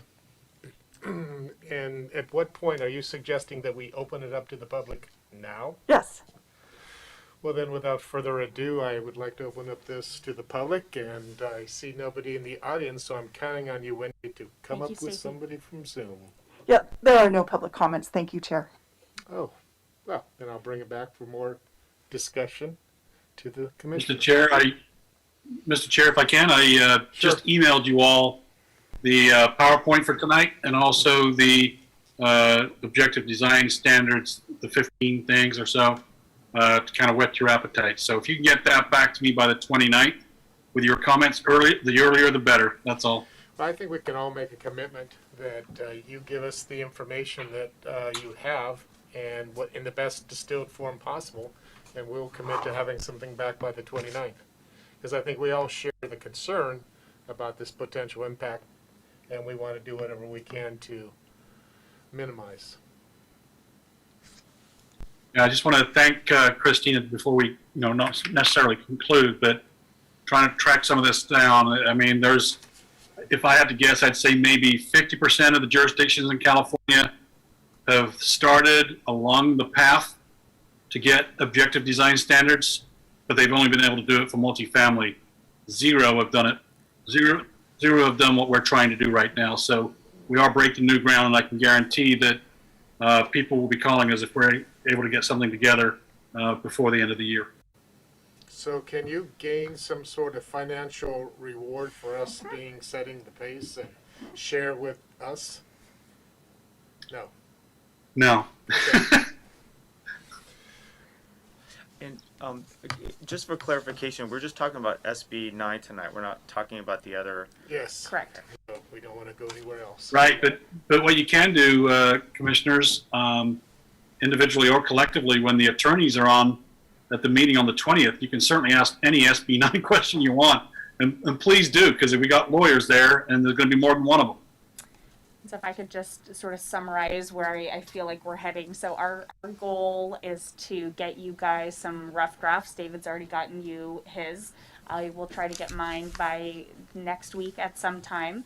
And it would be really helpful if everybody could just spend some time reading SB 9, coming up with questions for the attorneys for the joint session on the 20th. And in the meantime, just spending some time thinking about what is important to all of us in our town and how we can kind of start to quantify those components. So Commissioner McDonald's comment about plate height versus, roof height, that's a perfect example of really helpful tips for us. Dealing with mass and bulk and design, what kind of materials do we want to see? Do we want to define as high quality? how do we want to see step backs or setbacks? That's one area of our code that I think is always particularly challenging.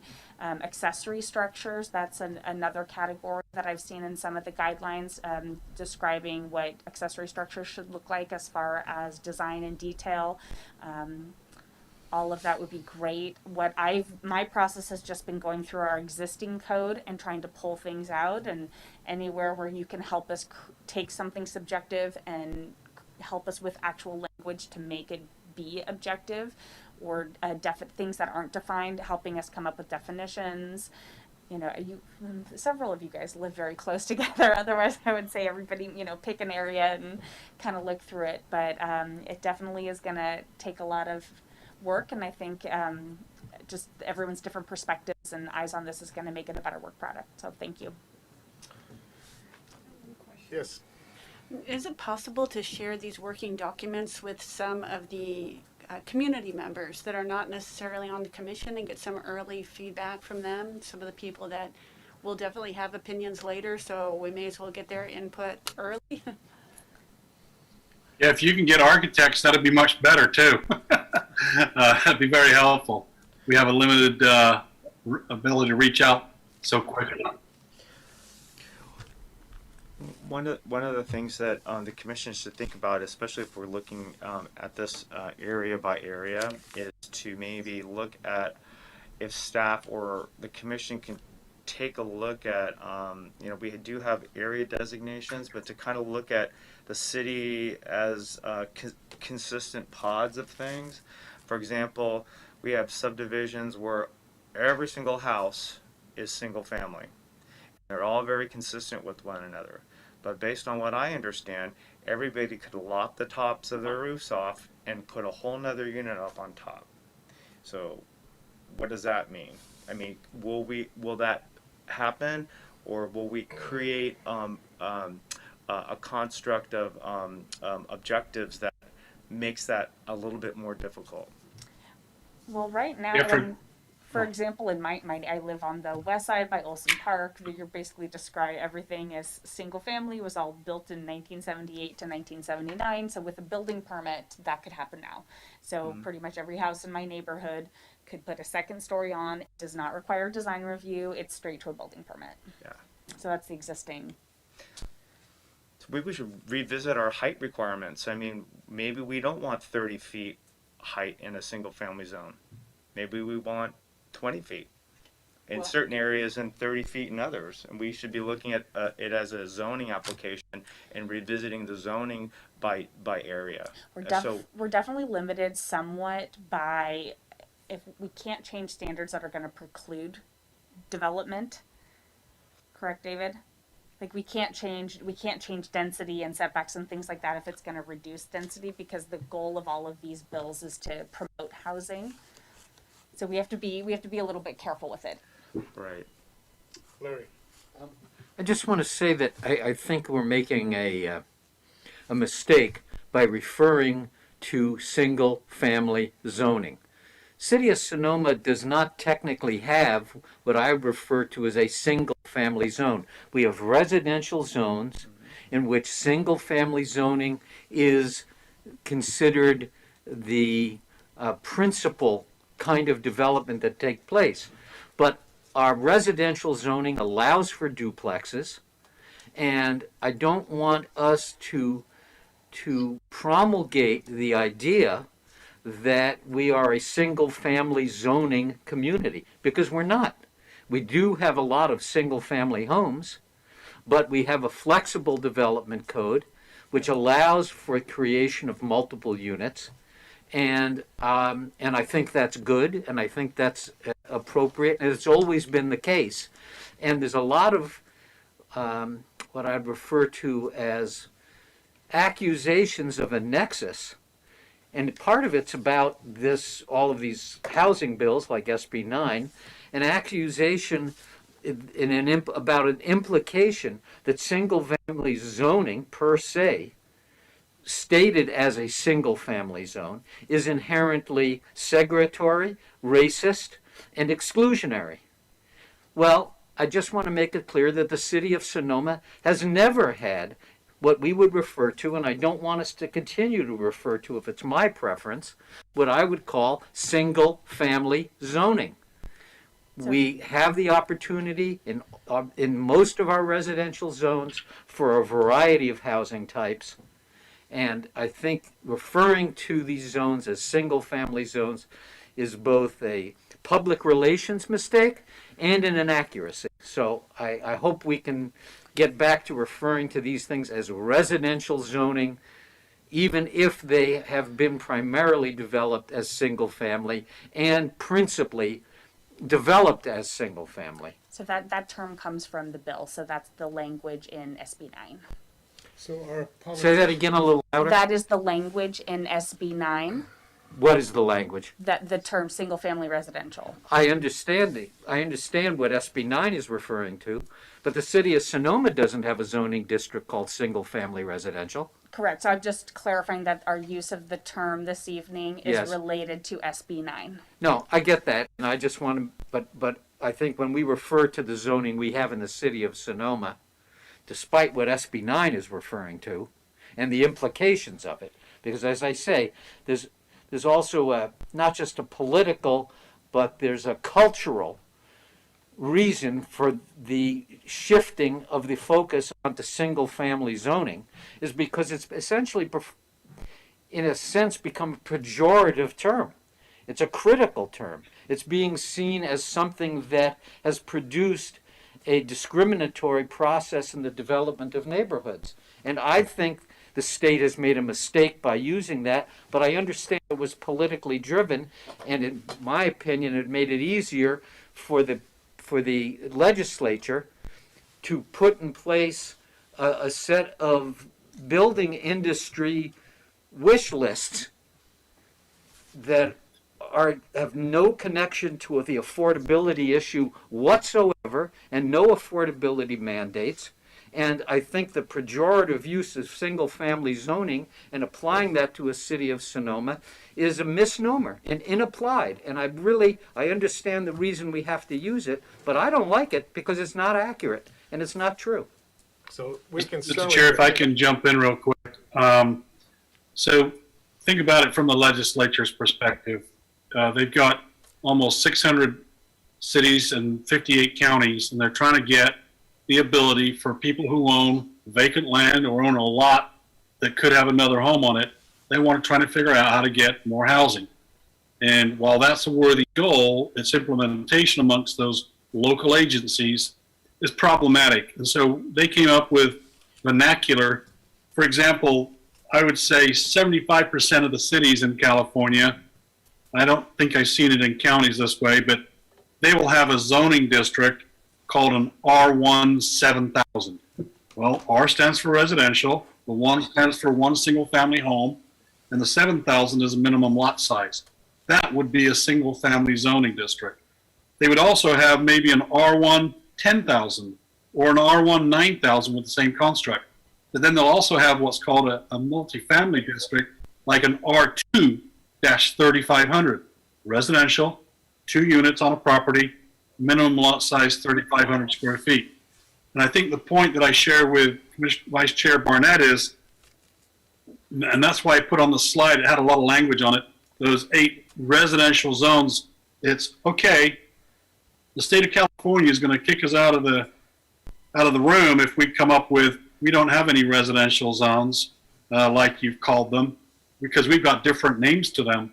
So what we did is we said, okay, where is it principally permitted to have a single family home in our 8 or 9 districts, which are allowed by right, and we'll call those the quote unquote residential zones.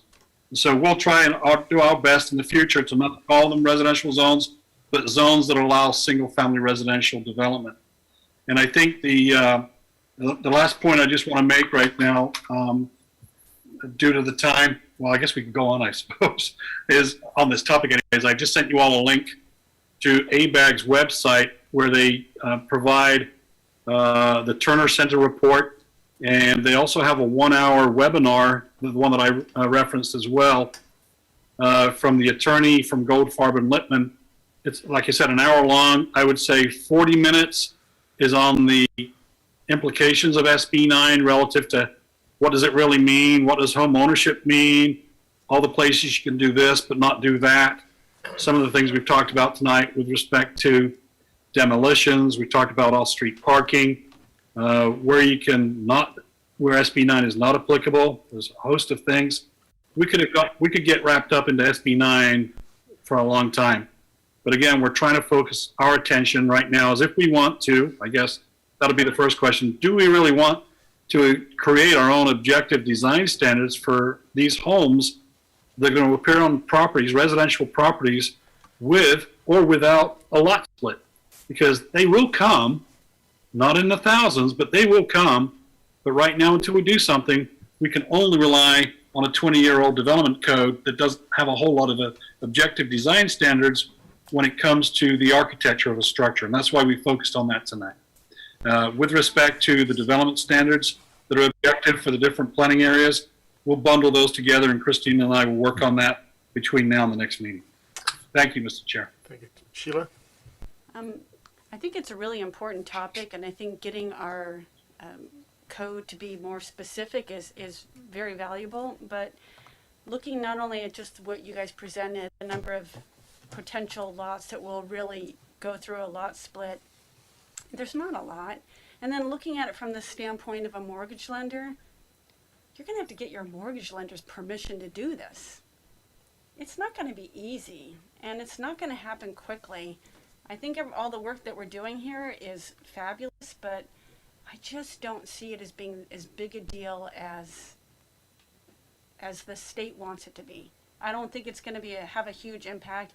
I don't see lenders allowing people to split their lots and give off half the collateral and do something different with it. So you're looking, take those properties that might potentially be doable, and then say how many of them are owned free and clear and they don't have a mortgage on them and they don't have to ask their lender for permission to do this. And if they do get permission from their lender, it doesn't happen fast. So I just think that this whole thing is very important, but I think it's really going to be really not very big. Just a second. No. Yeah, just a second. So thank you. I think that was a very good in terms of the overall kind of potential magnitude. My question to Sheila is that we are now being subjected to bills coming out of Sacramento that are asking for a certain increase in density. Does the government not have the same ability to put the screws on lenders to say, look, you can't, that's illegal for you to have that criteria, because it seems like they are just kind of, if they're asking for this and they are now putting the burden on the municipality or the cities, but then the very other important factor, the lenders don't have to support that. It seems all they're doing is giving more lip service to this idea of creating greater density. I think it's a lot of lip service. I think that the real true density is going to come from opportunities that they're not looking at yet. Yes, there will be a few people that decide to split their lot and have the ability. Some of those people will have a mortgage. They'll go through the process with their lender. It will take a very long time. And I don't see it happening easily. Will the government be able to put pressure on mortgage financiers? No, I don't think so. Because they have their own risk tolerance. And they have most of them have shareholders. You know, credit unions don't. We have members, but I mean, for a bank, they have shareholders and they have board of directors, and you know, there's compliance issues, and I just don't see this being taken care of easily. I went through a lot split here in Sonoma on Napa Road, and we could not get, somebody was buying the house, and there's a lot split involved. We could not get the other lender to participate in the lot split. We just could not get them to participate. So I had to end up refinancing that person's house so that I could make it all in-house and make it happen. It's not an easy thing to do. Typically, if you have a really good scenario, you might be able to get your lender to do it in a year or two, but it's just not going to happen easily. And somebody has to have the financial resources, the skills to be able to go through that process. It's just not going to be an easy thing for people to do. Mr. Chair, if I can ask a question, of Commissioner O'Neill, You will be. I'll make a comment first. My initial reaction to this was that the sky was falling. You know, especially when I saw the legislation go through over the last year, that all heck was going to break loose and that there would be this onslaught. I've pretty much changed my position on that now, and I agree with Commissioner O'Neill that and also the Turner Center. I mean, 5%. I don't see it even being 1% of people that want to get into the business of being landlords. And for example, with Larry's lot that I used as an example, you know, Larry may not want to have a person living in a home there, but he might want to do an ADU. I see the volume of units coming in under SB 9 being somewhat akin to the ADUs, because if you recall, we all thought that ADUs were going to be the savior of residential development in California, and it's really not had an effect. Yes, they've happened. In Sonoma, we get maybe a dozen if we're lucky per year. I tend to think that SB 9 units, if we want to call them that, will be of the same nature. So the question of Commissioner O'Neill is, when it comes to ADUs, Sheila, how does the financing work for that? Is it any different from what you're seeing could happen under SB 9? For example, if Larry wants to put an ADU on his property, and he still carries a mortgage, how will that play out?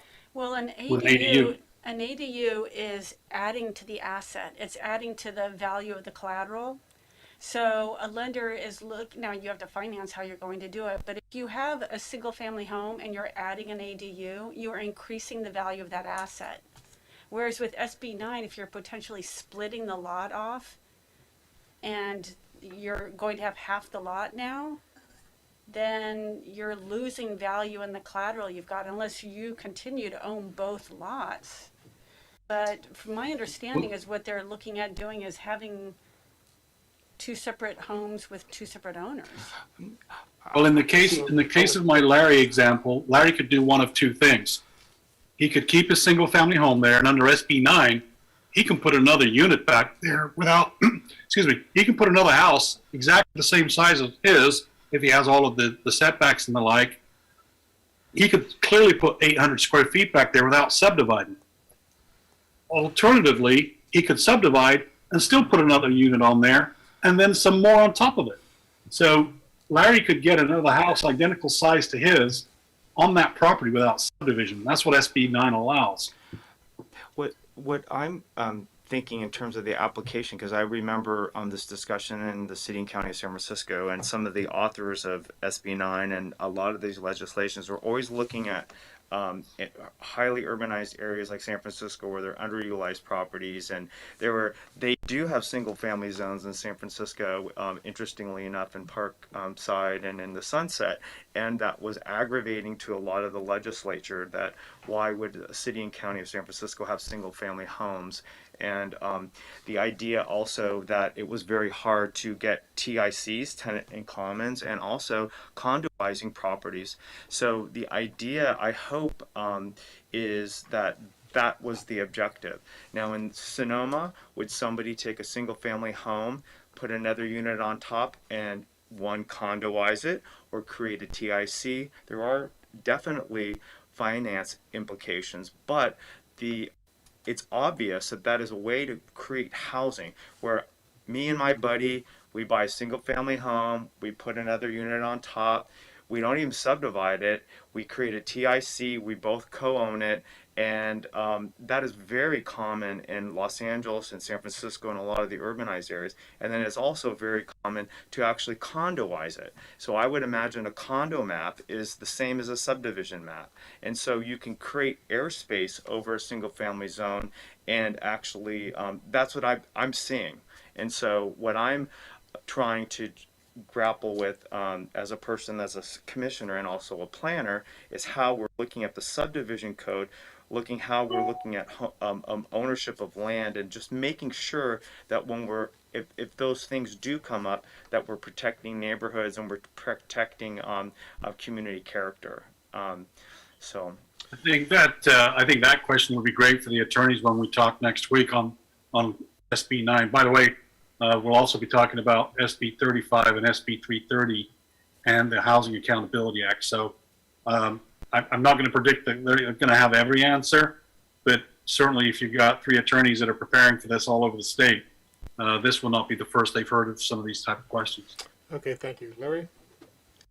Well, I think Sheila has raised, some of the practical realities of this whole issue, and the question that comes to my mind is if you do the calculation using this Turner study and the numbers you presented, David, if it's somewhere around 5%, we're talking about 10 a year out of the housing stock we have. But the further mitigating factor on that is I think this whole SB 9 implication has more effect on non-owner occupied homes than owner occupied homes. And the unfortunate thing is that with each successive housing crisis, a greater number of homes are falling out of the owner-occupied category and into the non-owner-occupied category. So the companies, the corporations that are in the property management business who have bought homes or in the rental business are the primary beneficiaries of this matter because they don't have an investment in neighborhood character. They don't have an investment in the nature of a community. They have an investment in maximizing their return on their capital invested. And for them to take a property, particularly if they have access to capital and financing isn't an issue, they're the ones who are going to have the easiest time splitting a property, adding a unit, and adding ADUs to both units potentially, and quadrupling the density of a given parcel as compared with what you have today, where you might have one unit. Those are the property owners who are going to be taking advantage of this opportunity, not people who enjoy their backyards and don't have any interest in being landlords and don't want to go through the financing route to build 1,000 square foot unit for $750,000. The question this brings to mind is that does the city maintain or have any information about the ownership of the homes in Sonoma, which is to say how many of our homes are owner occupied versus rented? Is any of that data available? So from a citywide perspective, the answer is no. But I think from a 2020 census standpoint, that would be available. We can certainly go to the Department of Finance to figure out. I think they provide estimates on that, Vice Chair Barnett. That We can get to back me to would that be from an the escrow company. telling number. Yeah, you could. Yeah, you can just pull it from an escrow company because what they can tell you, not necessarily is it owner occupied or not. They can just tell you if the mailing address matches the property address. But if it's a second home, which there's a lot of in Sonoma, that won't necessarily be accurate data. Steve, do you have any thoughts at this point? I have a lot of thoughts. I don't think they're together enough to share. I do think there's a lot of Chicken Little hysteria around this, but I'm wondering in the scenario that Sheila was talking about, if I think somebody could get around the financing problem by just refinancing the property. Say, look, I got this house, here's the mortgage, I want to now put a thing on top. I'll get a new loan that allows me to do this. You can pay off Sorry. any loan you want. You can, but you have to have the new loan in place to pay off the old loan. And it's all based on the title report and et cetera, et cetera, et cetera. You'd have to, and I don't think you could do it. There's no way I could do it, that's for sure. Bridge financing, not secured by Hard the money property. loans, yes, yes.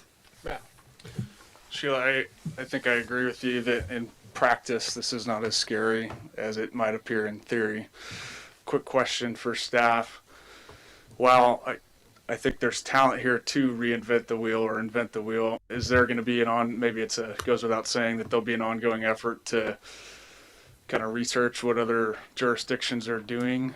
Yeah, I think our approach right now is to start with an interim urgency ordinance. So Okay. basically take what we have now, try to format it, package it up, and do a quick turnaround just to have something on the books Right. for when this kicks in. And then through our zoning code update and developing the multifamily guidelines, we're going to be doing a much deeper dig. Okay. Steve? Actually, I don't know if any of you subscribe to the Atlantic magazine. but they have a big article on I'm not sure if it's hit the print one, but it's on the online one that's out, about this exact problem in San Diego, where people had single-family lots that now have 6 units on them, and the neighbors are going nuts. And they're not one story, they're multi-story. Anyway, I just refer you all to this month's Atlantic magazine that has an article specifically on this. Thank you. And what I didn't get from the magazine article was how could they do this in advance of SB 9, but maybe they did it through some local, Probably SB 330. yeah. Just a quick question for David regarding the Turner study. Is that something that's available online or something that you can share with me or us? He's eating, but I think he sent it to you already. A link, I believe he said the link to the Turner study. Okay. Oh, yeah, right in front of me. So I'd like Thanks. to suggest or throw out for some support or not, or clarity, is that I think we've got some pretty good perspective of what we need to do. I would also like to think that what we're going to be doing for SB 9 is the same kind of spirit that we want to do for the upgrade on the development code in the bigger picture. And I also think that we have limited energies, and so we want to make sure that we sprinkle those energies on a broader cast, so to speak, beyond just SB 9. So I'm not sure how much value we'll gain with more deliberation this evening on SB 9. I think I at least have a sense that once we get the material from staff, that we now have a homework obligation that we're targeting to get done. Our comments back to them by the 29th. Do I have support on that, or am I just totally speaking out of my left ear? Just a point of clarification, the comments that we'll be giving back to staff will be due when? The 29th. The 29th. 29th, Okay, so we can yes. get through the 20th meeting. And get then some our goal more- will be to have a draft in the November 18th Okay, Planning great. Commission hearing for more detailed discussion. Okay. And just for clarification from staff, are we going to have another subsequent discussion about the other legislative assembly bills that also require objective standards? I'm assuming we'll be talking about that on the 20th. Yeah, that's part of the Okay. 20th. Okay, the 20th. Okay, thank you. So with that, I'd like to go ahead and move on to the next item, and that's issues update. That's you, Would that be David. from me, Mr. Chair? What? I actually don't have any other than to report that at the last council meeting, the city council denied an appeal of the Design Review Historic Preservation Commission's action on the single-family home. Wendy, I'm going to get it wrong. Is it 326 East Spain? 236 East. 236. There we go. Came close. And that was an appeal of an addition and a remodel to an old building that was the planing mill, if you will, of a facility that was once here in Sonoma. And it was denied by the council The unanimously. appeal was denied? Is that? Yes, denied unanimously, Okay. 4-0.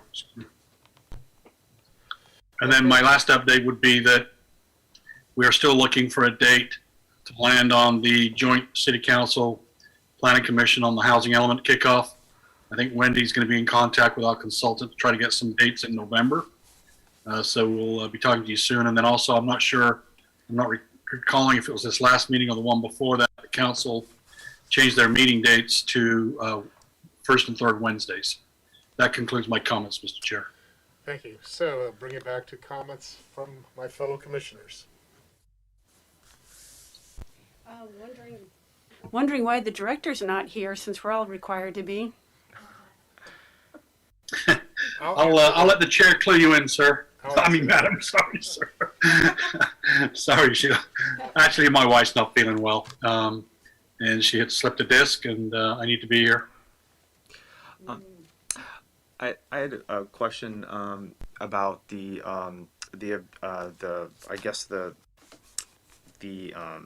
development code guidelines and an update on that. And I was under the impression that there was like a collaborative effort of some of the commissioners to help staff. I was just wondering where that was, who is still involved in that, and if that's going along okay. Can I answer that? Yes. Well, the ad hoc committees were just reassigned, or the members of the council have just been reassigned who's going to be involved on what topics. And from that, one of them is the continuation of the ad hoc for the update of the development code. And so I think that's going to be determined by council, On the 20th? well, in the near future. The council has already selected their 2 members. Right, but they invite us. I'm No, not, I think that it's been that the chair, the vice chair, and 1 other member of the commission has participated. I like the sound of just the chair, because I think it'd be easier. No. Okay, fine, well, that's the update. So Okay, that- because that's critical. That was a process that we were making some headway before we got sidetracked in making changes, or proposed changes to the development code. So it was started with the ad hoc. That information came to the commission. The commission was to give us feedback. Kelso and Bob? So the good news is that there'll be a lot of planning commission experience on that ad hoc Okay. committee. Now, correct me, David, where did I go wrong? Nowhere. I did want to throw in there the fact that we lost a couple of commissioners to positions on the city council, and that kind of changed the mixture of that membership. If I can, Mr. Chair, if it's worthy, I can talk about some of the other ad hocs that the commissioners may be interested in knowing that also got reassigned the same night. The Broadway beautification is Kelso and Madeline. The plaza events and not events, but the plaza beautification, if you will, is Kelso and Jack. The legislation committee, ad hoc committee is Jack and to be determined, ostensibly the new council member. Casa Grande ad hoc is Bob and Madeline. And as you said previously, the development code is also Kelso and Bob. And then I'm sure there'll be an invite to the commissioners to populate that and provide assistance to them. Thank you. So we're still on commission comment. Any more comments? And probably the last significant comment this evening is, would someone like to make a motion to adjourn? Move to adjourn. Is there a second? Second. We don't need